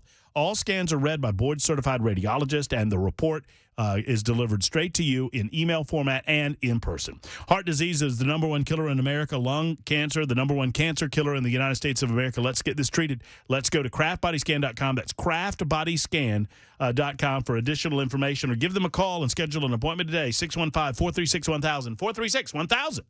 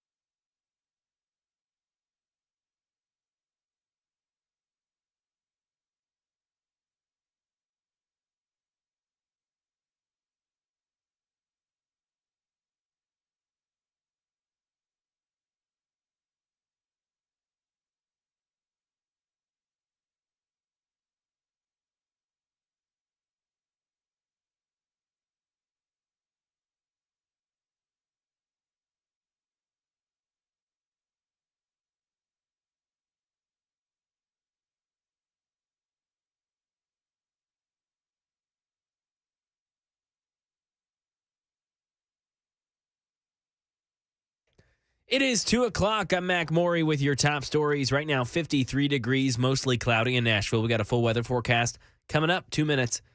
President Biden on the campaign trail today, speaking in Charleston, South Carolina, interrupted by a handful of protesters. Karen Travers has the latest. President Biden was interrupted during his speech at Mother Emanuel AME Church in Charleston Monday by protesters calling for a ceasefire in Gaza.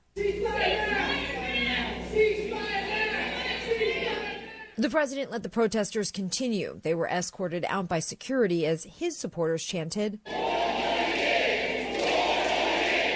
The president weighed in briefly before continuing his remarks. I've been quietly working with the Israeli government to get them to reduce and significantly get out of Gaza. And it's not looking good for America's first lunar launch in 50 years. The privately built robotic lunar lander carrying a variety of scientific payloads provided by NASA and other space agencies has propulsion issues, which makes it impossible to turn towards the sun for power. This is a sort of test run for NASA's crewed Artemis moon mission, which is scheduled for launch in November.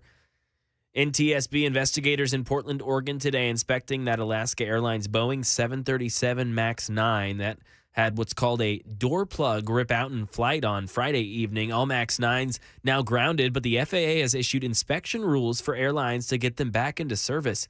And we're learning more about what it was like on board that flight. Here's Alex Stone. Just to give you an idea of how violent it was, and thank goodness they were only at 16,000 feet. It would have been much more violent at higher altitudes. But even at that altitude, the explosive decompression ripped open the cockpit door meant after 9/11 to stop an intruder, and the pilot's laminated emergency checklist flew out all the way to the back of the plane and out the hole. Cell phones and clothing also went out.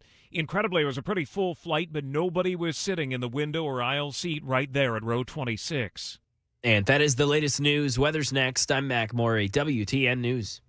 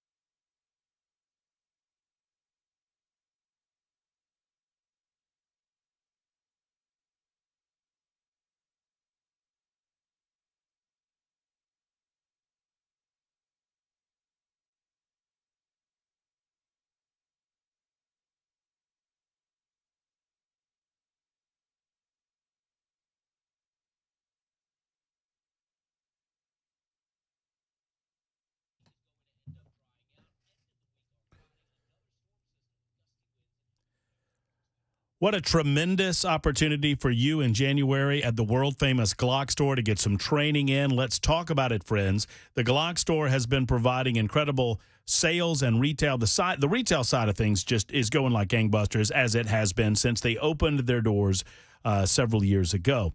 Well, they're also offering you an incredible chance to train as well as buy, and that's what I want to talk to you about today. The training at the Glock store is different than anything else I've experienced, and I've been a gun owner all of my adult life, really since the time my grandpa bought me a shotgun when I was 12 years old. And now, in January, they want you to get trained up. Their exclusive and unique Shoot 270 indoor training range. They don't have lanes at the Glock store. That's what's different. They don't believe that lanes are a real-world training method. Every session in their training technique is brought to you with your own private room. so you can shoot 270, hence the name. Professional firearms instruction goes along with that, and in January they get a lot of deals. Just mention WTN when you walk through the doors for incredible great discounts on range sessions, gun rentals, and they'll also double whatever you paid for your session and apply it to a range membership for the year 2024. It's at the world-famous McGill's Glock Store. Go to glockstore.com or shoot270.com for more information. Minutes from the airport and worth the drive from anywhere off Elm Hill Pike on Airlane Drive. Tell them Matt Murphy sent you to the one and only world-famous Glock Store.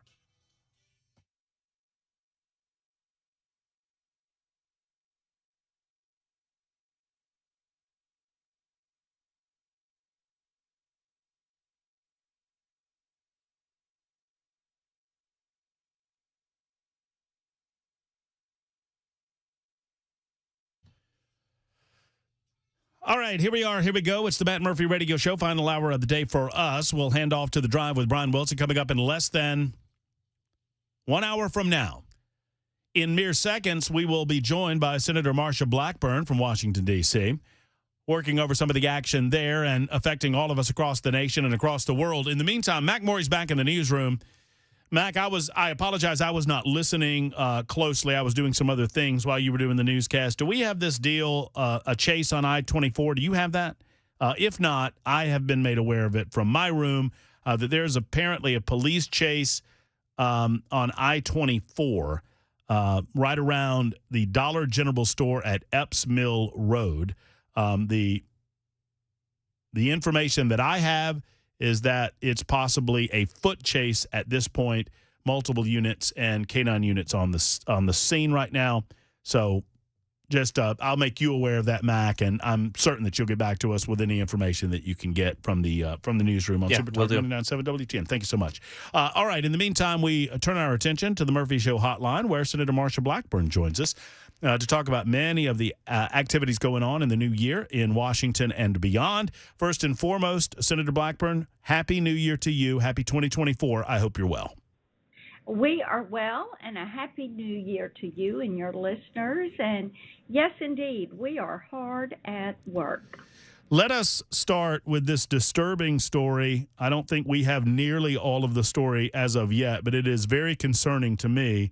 The idea that our Secretary of Defense, my understanding, sixth in line to the presidency, was MIA for a good amount of time over the holidays. It's my understanding that he took leave for an elective medical procedure, and then Secretary of Defense Lloyd Austin had to be taken to Walter Reed Hospital and put in ICU for a period of days, and the president didn't know, at least that's what we're told, and even his deputy secretary of defense did not know. Kathleen Hicks did not know that he was in the hospital. I'm certain that you've heard the basics of the story. What more can you tell us, and how concerning is it to you that our Secretary of Defense, during these very volatile times in the world, on the world stage, would be missing in action in this manner? Well, it's terribly concerning to us, and no one knew. And supposedly it was an elective procedure. That's all we know. Somehow, for some reason, he ends up in the ICU. We do not know what that reason is. We do not know who is in charge over at DOD right now. It seemed that no one knew that this was taking place. And so you've got the president, the vice president, the national security advisor, the secretary of state, the deputy secretary of defense did not know that he was hospitalized or that he had been admitted to the ICU.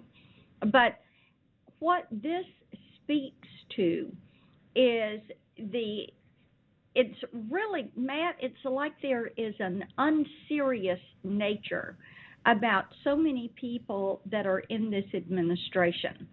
It's the same thing we see when we're talking about the border. Secretary Mayorkas cannot tell you how many illegal immigrants are coming in. He cannot tell you what the bracelets mean that these immigrants get banded with, these different bracelets that basically, that's modern day slavery. You've got a Secretary of Health and Human Services. They lose 77,000 children, and they can't tell you where those children are, or if they're being trafficked, or if they're in a labor gang. You look at the way DOD has run with the pullout of Afghanistan, with lack of a strategy that is shared with members of the House and Senate about Ukraine, with a hesitancy to move forward with Israel, what seems to be an apparent lack of planning, not recognizing that China is an adversary and beginning to act as if they are just another competitor. But that's what we see out of this administration. And you know, the list goes on and on. We could talk about spy balloons. We could talk about so many other things, and it's really frustrating. Well, I mean, and you start with the southern border, right? I mean, it's one thing to have a conversation about the flood of illegal migrant activity happening because people south of the border want to come up here for work. That's one thing, and that's one discussion. But the amount of terrorists or known terrorists that have been caught crossing the southern border, the amount of illegal aliens that are known to come from countries across the ocean is a frightening aspect to this. And the Biden administration seems largely unconcerned with the homeland security aspect of this, Senator. They do indeed. And when you have a Secretary of Homeland Security who does not believe in securing the homeland and who will look at you and say, well, the border is secure,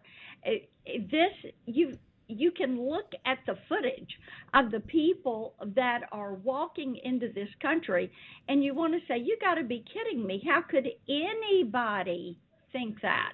Because you can see for yourself that is not accurate.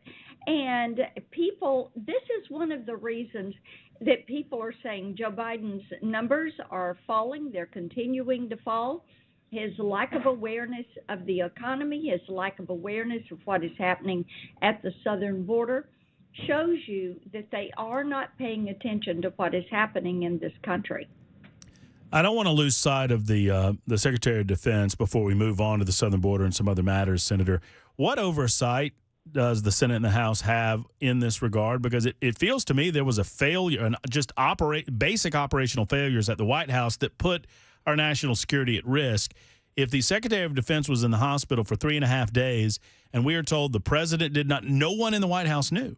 That's what we're told. Now, I have a difficult time believing that because it seems almost too implausible to be true, but maybe I should believe it. Maybe that's just how unserious they are when it comes to our nation's defense. But what, if anything, should happen at this stage to get to the bottom of what went down? Because if he did not tell his superiors, then isn't that on the Secretary of Defense to explain why he did not tell his superiors? Oh, absolutely. It is on him to provide that explanation and to get an update on his condition. Like I said, who's in charge over there? Right. We don't know. And somebody has to be in charge over there. We would certainly hope that they are in charge and that someone has the Joint Chiefs of Staff is providing further detail to the different branches of the military. Those are the expectations that you would have. And it will be up to the Senate Armed Services Committee to get that explanation for the members of the Senate.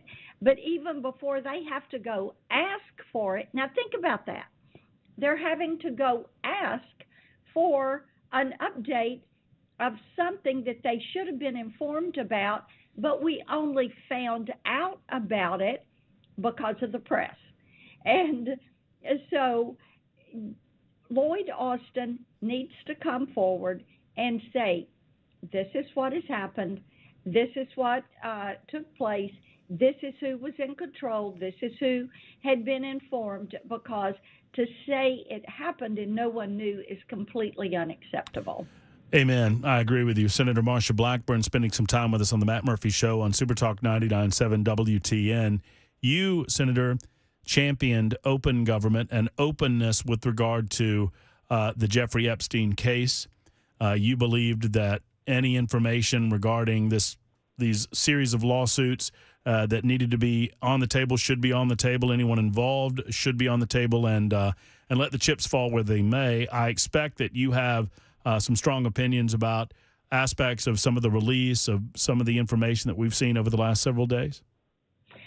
Indeed, I do. And pushing to get the flight logs, subpoenaing the flight logs, the little black book, issuing a subpoena to the FBI to get the video footage and the information they have, finding out why the FBI has not followed up on some of the information that the victims, the survivors of this trafficking ring have given to them. That is going to be important to help us figure out how to break apart these sex trafficking rings. We know the human trafficking and the sex trafficking has become a $150 billion a year business. We know that the cartels are heavily involved in this. We need these records so that we see who Jeffrey Epstein was involved with, who he was associating with. Was he in contact with these cartels? How were they moving people in and out of the country and on and off his planes? And there has been so much protection around this information. And, of course, you've got a lot of high-dollar, high-profile people who were pedophiles, basically. And we need that information so that we can break apart these rings. And Matt, as you know, this is an area where I've put a lot of work. I'm the top Republican on the Human Rights Subcommittee there at Senate Judiciary Committee. We've put a great deal of attention on how we protect women and girls from these trafficking rings, and how we look after foster children and protect them. And for us to be stonewalled and not get that information is unacceptable. So as Judiciary Committee goes back into session and as we meet, I will bring up again my request to subpoena these records from the Epstein estate and from the FBI, who seems to be sitting on a lot of this information. Is there, to your knowledge, Senator, because my main concern, like yours, rests solely with the victims of Epstein and his minions and those associates right. and compatriots around him. So does the FBI have information? One would presume, based on the raids that they engaged in 2019, that they would have information. We're told, it's reported, and I don't know whether to believe it or not, that Epstein was using information to blackmail individuals in his inner circle. So what do we know about what the FBI has and whether or not there are active investigations directed toward individuals that might have been in that inner circle? We know that the FBI has video footage. We know that the FBI, to our knowledge, has not moved forward on an investigation, an indictment, a trial of anybody other than Ghislaine Maxwell. And she is the one who recruited and groomed the girls and brought them into Jeffrey Epstein's orbit.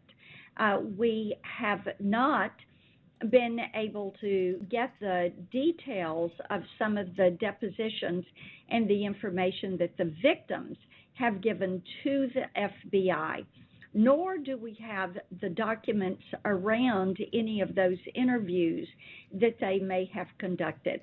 All of that information is information we need because we need to be able to break apart these sex trafficking rings. People who have committed these atrocities need to be booked. They need to be jailed. They need to go through a trial. We need justice for these victims. And as I continue to say, Matt, for me, releasing of this information is not about celebrity.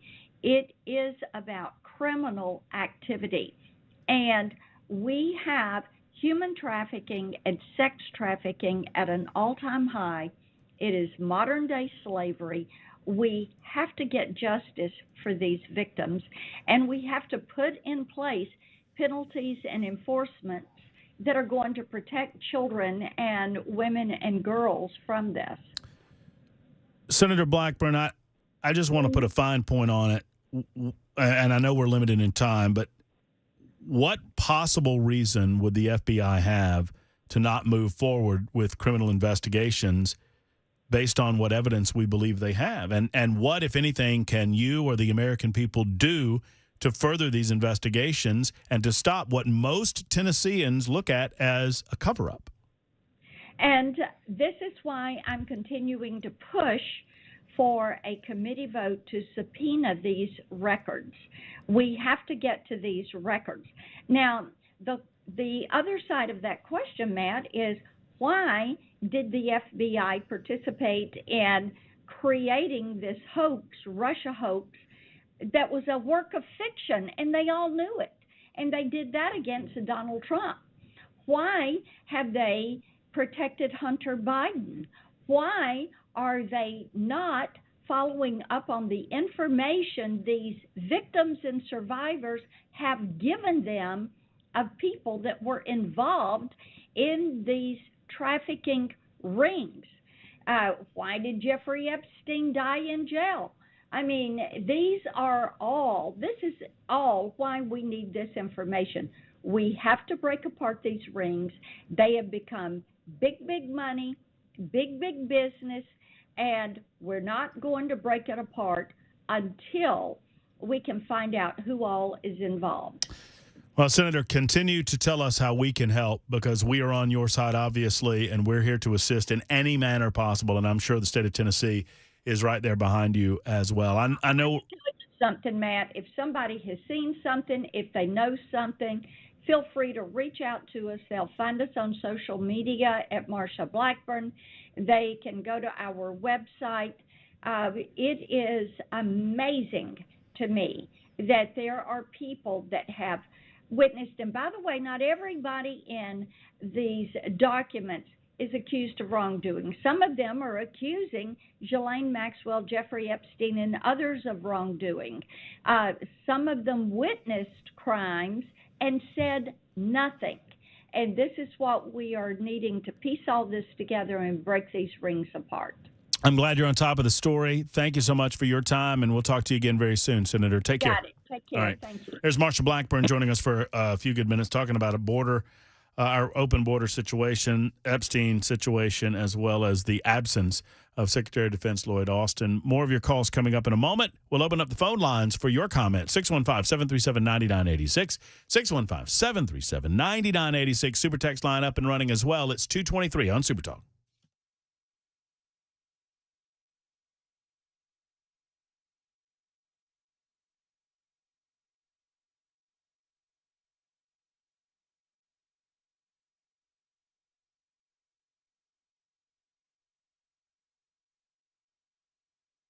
Hey, friends, it's Matt Murphy. Tennessee Men's Clinic wants to see you. In the new year, let's get a new you going. If you feel sluggish or run down, men, if you do not feel like you have the energy levels to do what you want to do, whether it's in the bedroom or in the backyard or wherever it might be. I mean, you need energy in a lot of different places in your life. And if you don't have that energy, the Tennessee Men's Clinic recognizes that it could be low T. How do you know? Well, you need to get checked. And you get checked at the Tennessee Men's Clinic. They're going to be fast, jiffy quick. It doesn't cost you an arm and a leg. And they will tell you if it is an issue with T. And if it is, they will get to it. They will help you find a solution that's right for you. They've successfully treated thousands of men. If you've been feeling tired, grumpy, if you've noticed weight gain or loss of muscle mass, or if you've seen a decrease in, sex drive, for example, then Tennessee Men's Clinic is right for you. Discreet and to the point, no shame in their game. TennesseeMen'sClinic.com. 2 locations to serve you. One's in Cool Springs and the other is in Midtown. Go to TennesseeMen'sClinic.com or 615-208-9090, 208-9090.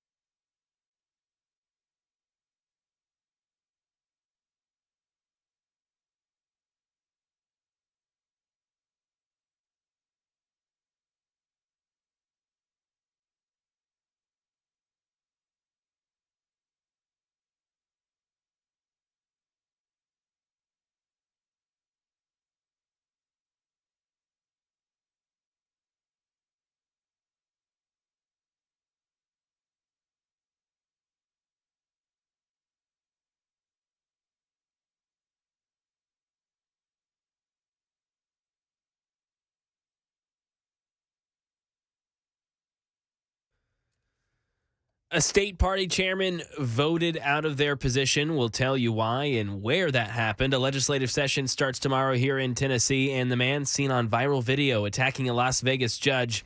Well, they're back in for sentencing. All here, Super Talk 99.7 WTN 230. I know. I'm not going to tell. I know. You know which one. I know. Well, I know what happened. I think I have the story. I think I have the story, but I'm going to wait for McMorry to tell the story on Super Talk 99.7 WTM. Did you hear the denouement, the end of the, not even the end, but the addendum on the story? You know, it's all fun and games. This Bass Pro Shop story that broke Friday, it's all fun and games. I tell you, I have a different aspect of the story, though. It's sad. So Bass Pro Shop, did you see the story out of Alabama? Oh, yeah. Just outside of Birmingham, Alabama, in a city called Leeds. Dude, runs into Bass Pro, takes off all his clothes, jumps. I mean, it's funny. It's not funny. Sorry. It's not funny. He jumps into the aquarium. It's a huge aquarium. Do we have a Bass Pro around here? Where's their Bass Pro? Opry Mills. Oh, did they have an aquarium? No, I don't think I don't so. think they have an aquarium. No. See, the Bass Pro in Leeds, they have this huge, I mean, it's big as this room. I mean, it's bigger than this room. It's like big as like all these rooms. It's a huge aquarium, and they got a bunch of fish in there, right? You know, it's some fun little feature. It's big. Dude jumps in it, naked. Sorry. And it's turning off my mic. It's glass, so you can see the fish. So you see him when he's twig and berries swimming around in there. Little Franken beans. I mean, that's bait, right? I mean, he's lucky, the fish didn't. So we kind of laughed about it on Friday. It's funny, drunk guy in a fish tank, or high, or on some sort of drugs. It's not drugs. It's mental health. He and I'm sad for this. He apparently he's got a wife and a kid. He had been in a mental health facility, we're told, and he had a mental health episode, and it went bad. And I'm being told, I'm being inundated by the super texters that Bell and McMorry, you are wrong. I was wrong as well. All three of us, the trifecta of wrongness. There is a big aquarium at Bass Pro in Opry Mills Mall. So, okay. They do have an aquarium. I thought it was a thing. I didn't know. I would like to, for the record, did not put any input in that because I did not know. So I'm not wrong. So I'm not wrong. For the record, Matt's not putting me in this. I'm not here. I'm over here. Ken Weaver would say, I just do the news. Exactly. That's exactly right. How much how much would it take to get either of you to take off all of your clothes and to jump into the aquarium in Opry Mills Mall? I'll start the bidding at $1,000. Way up. Way more. Way up? Way more. Oh, come on. $1,000? Oh, that's come it? on. If I give you $500 and post bail. No. Come on. Let's cut to the chase. I got $50 on me right now. Let's go. 5 digits easy. Let's see. John and Steve will get to you momentarily to talk about Epstein Island. As it was. We've talked about the Secretary of Defense and a lot of commentary about that. I'll tell you a story about the 9th U.S. Circuit Court of Appeals, and actually they made a ruling that made sense for once with regard to the United States Constitution. That is all on the way on Super Talk 99.7 WTN.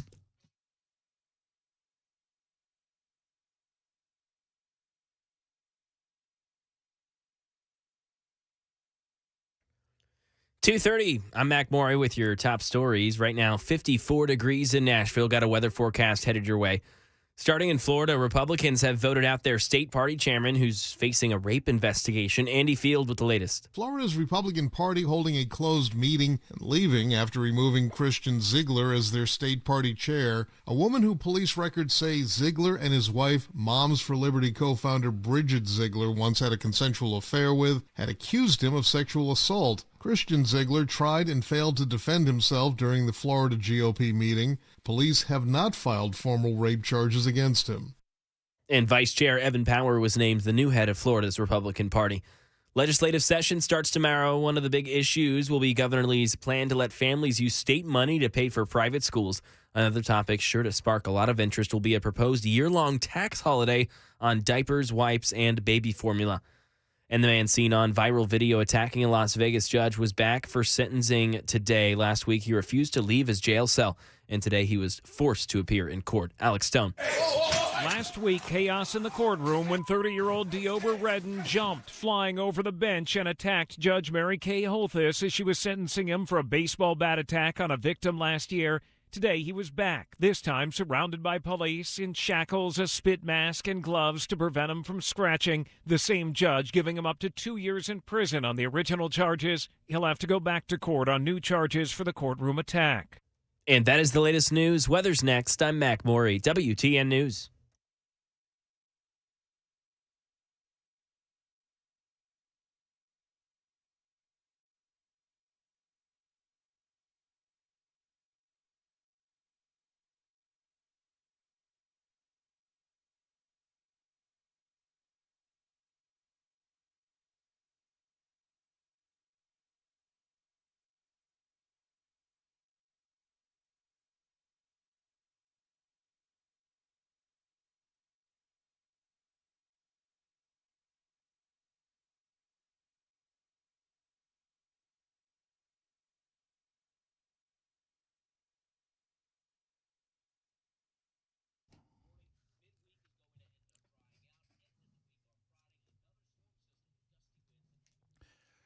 This is not good. Now people are utilizing the super text line to find the lowest bidder to see who can jump into the aquarium at the Bass Pro Shops naked. That's not good. I'll tell you what is good. Brink Fiddler and Defend Systems. You know, if Brink goes over to Bass Pro, he can help educate their staff on how to deal with naked people trying to jump into their aquarium and other security threats. In all seriousness, folks, Defend Systems is a life safety and security consultation firm based right here in Middle Tennessee, and we love what they do. I mentioned that they're looking for new employees. Ask them about that when you go over to defendsystems.com. That's defendsystems.com. They are now hiring because they are growing. Sadly, there is danger in the world around us, and we cannot be safe unless we have the maximum amount of training to know what to do in the unlikely event that we have violence come to our doorstep, whether it's at our church, a school, or a place of business. If you're the decision maker in any of those three or any place that people gather, I encourage you to contact Brink and his team.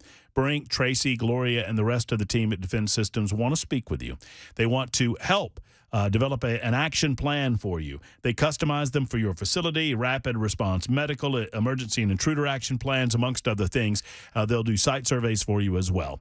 DefenseSystems.com is the website, or give them a call and schedule an appointment today. 615-236-6484, 236-6484. Hope is not a plan. It is time to get trained with Defense Systems.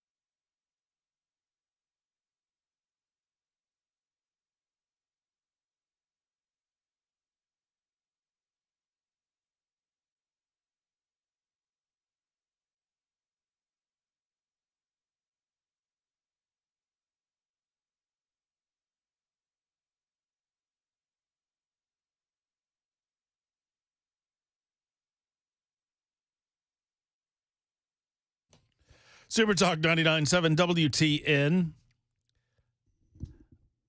I sometimes read funny things right before I come back on air. Most of the time, they're on the super text line. Many of you are very, very funny people. 615-737-9986 if you'd like to get in on the fun or offer us your opinion about the news of the day. That's the way to do it. Super text line. The phone lines are up and running as well. On the super text line, Anthony writes in. Anthony says, post my bail. Hire me an attorney, give me a ski mask, drive me to another Bass Pro in Kentucky or Alabama, buy me some Buc-ee's on the way, and we can light this candle. You think Jay would volunteer? Oh, yeah. That's the easy part. I think the hardest part is the ski mask, honestly. Yeah, we can write everything off as a business expense. As long as we record the audio. Play it back. I'm fascinated with the number of people that are slack-jawed and aghast that none of us knew that there was an aquarium in Bass Pro Shops. I don't have the money to shop at Bass Pro Shop. Academy, man, for my camo needs. The cheap stuff. Come on. My grandpa, we used to hunt when I was a kid. I don't do it anymore because I don't like killing things. I don't really have a death fetish, but I can get my meat at the grocery store. Thanks. I mean, I don't knock it if you do. Don't get me wrong. But my grandpa and I would hunt, and I remember he had 2 sets of camo, cold and hot. That was it. You know, cold for cold and hot for hot. We didn't have 4-wheelers. We had reloaders. We had a 20 gauge. We had a 410-20 and a 12 gauge reloader to reload shells. That's where you would basically repack them. Yeah, you get I mean, that's when I don't know that you can do it anymore. You would get the powder and you'd get you'd reload shells. I remember after dove hunts taking a 5-gallon bucket, and my job was to go find the good shells. There were Federal shells were always good. The Remingtons were kind of crap. The Federal shells were good. I remember going around and finding 12 and 20 gauge shells primarily to use we would go reload them because shells cost a lot of money. So we were poor folk. I don't think Bass Pro Shop was around then, but we don't mess around with Bass Pro Shop. That's for rich folk. 4-wheelers to deer hunt, whatever. You know what we had? A piece of rope. A piece of rope to tie on the deer so you could drag his fanny out of the carcass out of the woods. That's what we had. It had to be a lot less heavy though after you gutted it. My grandpa was unless he gut shot a deer, he wouldn't gut it in the woods. Literally just drag the whole thing back? We would do the whole thing. He would do it at home. I don't know why, but he had a reason. And more of you experienced hunters, I haven't hunted since I was, 20 years old. So more of you experienced hunters would know. But 5364 says, my father and I reload. If you practice enough in target shooting, it definitely pays off to reload. We would reload because I was such a bad shot at birds. I wanted desperately to be good and proficient with a shotgun in a bird field. I mean, whether it's dove, quail, duck, I sucked because for the life of me, my grandpa would tell me how far to lead the bird. This is such a vivid memory for me. I would get into what I would call arguments with my grandpa because I didn't get it, because he didn't understand what I was asking. He would say, and if you're watching on Super Talk TV, you'll see this. I'm putting my hands about a foot in front of him. He would say, lead them by about that much. By about that much. And I would say, that much from my perspective or that much from the bird's perspective? Now, does that question make... See, you're looking at me like my grandpa looked at me, Headless Bell. Makes no sense. No, that much, like lead him... So you want me to lead him by that much? Now, I understand now he meant from the barrel of the gun. My point was from that, you want me to lead him by a foot, like, from the bird's perspective? Because that's like that far from my... Poor man. That poor man. I was so overthinking it. So I was constantly shooting behind the birds, and I would go through I'm not making this up. I would go through like 4 boxes of shells during a hunt, and I would kill like 3 birds. It was awful. And I think most of the birds that I killed were not the ones I was aiming at. It was like the birds that were behind the ones I was aiming at. You should be so embarrassed. I am. I was so fidgety. I think, if I believed in it, I would have ADD. I was so fidgety in deer stands that I started, I would scare deer off. I felt like I was scaring deer off because I was so fidgety. I would just and he would put me in a deer stand and my grandpa would walk. But I got so annoyed at myself for not being able to sit still that I would take a book. And reading a book in the deer stand was really the only way that I could sit still. I would read for a few pages and then I would look around, and I would read for a few pages and I would look around. That book cover story is actually one of my favorites you've told about. And that's what he did. And I thought I was hiding the books from my grandpa because I thought I would get in trouble. This is when I was like 13 years old, right? I thought I would get in trouble if I took a book into the deer stand because I, quote unquote, wasn't paying attention to what I was supposed to be doing. I thought I would get in trouble. So I didn't tell him about it. And one day we were going off to hunt, and he handed me something, and I said, "What's this?" And he said, "If you're going to read up there, you might as well camouflage the book." And he had made me a camouflaged book cover to go over my book, so that. And that's such a subtle way of him giving his wholehearted approval to the fact that you're up there reading. Well, saying it's okay, but also giving me a wink and a nod, like I know. You're not pulling one over on me. Yeah. But this is the same man that was so quiet. He was a big man for his size. I mean, he was 5'8", but he was about 240, 250. I mean, he was a big guy in the middle. But 5'8" or 5'9". But he was the quietest man in the woods. He had Cherokee Indian blood, and I think that's why he was so quiet. Quietest man in the woods I ever met in my life. And even on a dry afternoon, he could walk up on me in the woods, and I wouldn't hear a word of it, whether I was reading or not. Anyway, that's enough about that. John is next in the borough with a thought on Epstein Island. Hey, John, how are you? Hey, man, how are you, sir? Man, I'm doing well. John, what's on your mind? So, one point first about the deer. Why you don't dress a deer in the woods, it draws in coyotes. So you don't want coyotes in around. That's exactly. You know what? Like as soon as you said that, he said we don't want critters that will run off the deer, is what he said. Right. Yeah, that makes perfect sense. But yeah, so to Epstein Island, my question is, I hear all of this about getting the list and know who was there and what they did and all of that kind of stuff. But my question is, all of the minors that were on that island should be of age now. Why have none of them come forward, and why is nobody looking for them to corroborate the story to tell who they had these relations with? Well, a lot of them have come forward. I'm sorry. And I say a lot. I'm looking it up here, but we do know that several. Virginia Guffrey was the reason she came forward, and she was one of the ones that was responsible for the incarceration of Ghislaine Maxwell, Epstein's girlfriend and the individual that facilitated all of the sexual abuse. So there was quite a bit of documentation regarding the victims involved in that. There have been several other individuals that have come forward recently. I was looking for some of the I have some of the names. I know of at least 3 or 4 that have come forward, but perhaps there are more.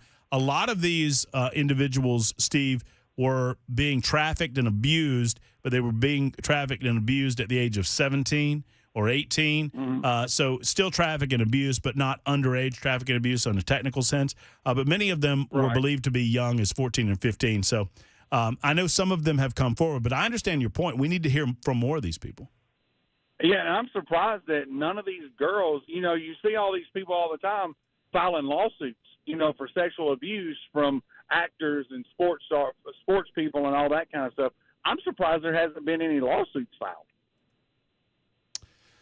Well, there were numerous payouts by Jeffrey Epstein prior to his ultimate arrest in 2019. And there were payouts before 2008, and that was the initial time that he was arrested. And after 2008, when he got the sweetheart deal down in, I think he got, 13 months down in Florida. So it was a pretty sweetheart deal. But you're right, and I've thought as much as well, that there have not been as many victims step forward as one would think.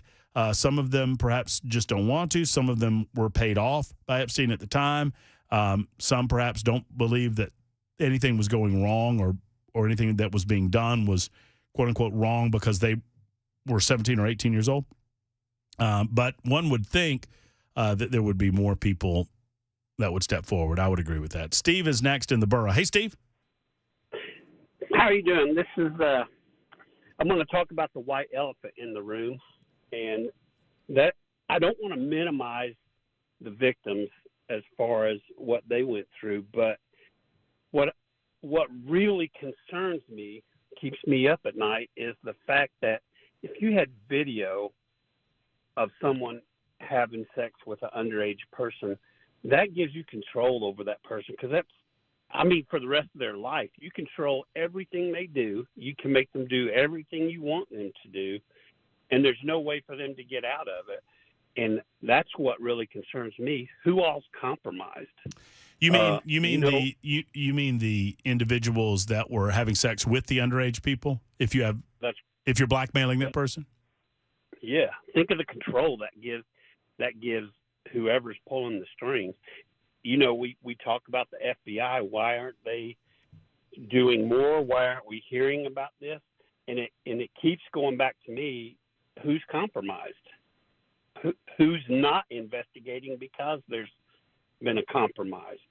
And the people that were on that island, the power that whoever's pulling those strings, the power that they have with the people that are compromised is unbelievable. Part of the reason, Steve, and I agree with you wholeheartedly, and thank you for the call, part of the reason that we must continue to push this issue is not for the rubbernecking or more dramatic or more tawdry or salacious, awful, evil aspects to this case. And all of those things exist in this case, but for justice. My concern is not Michael Jackson. My concern is not Stephen Hawking. My concern is for the victims in this case. And to the point that the previous caller made, I'm looking at a storyline here. I just looked it up as you were talking, Steve.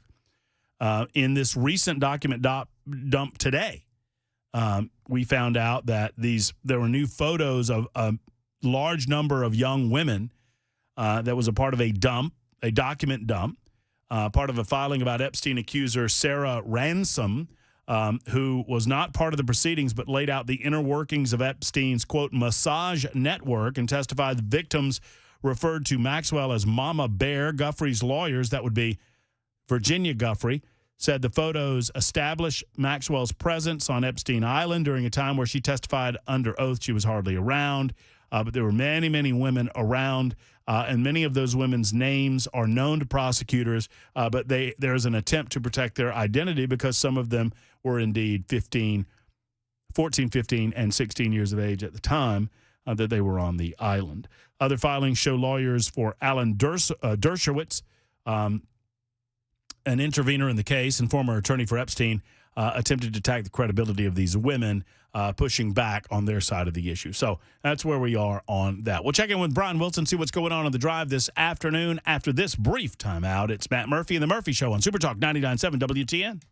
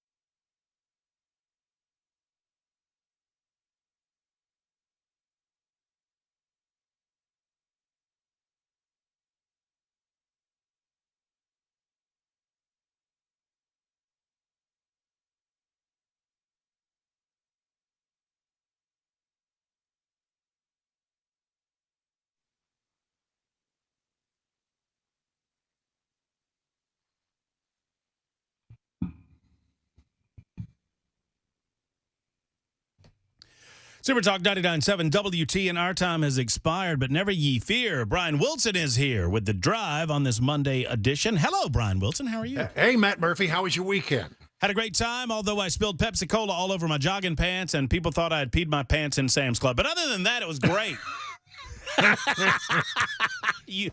Yeah. And no matter how much you explain it, it only makes it worse, right? Well, you just... Because nobody believes the story. Oh, yeah, sure, Yeah. right. Dr. Pepper, Coke. Smelled your Pepsi, right? Right. Every time I rounded a corner, I had to... I spilled a drink, everyone. No, I didn't pee in my pants.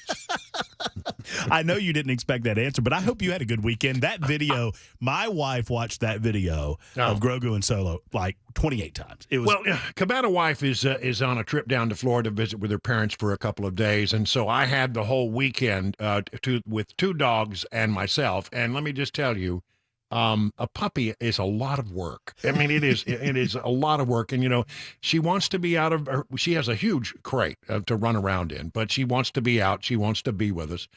And what's been interesting is to watch Grogu as a mama.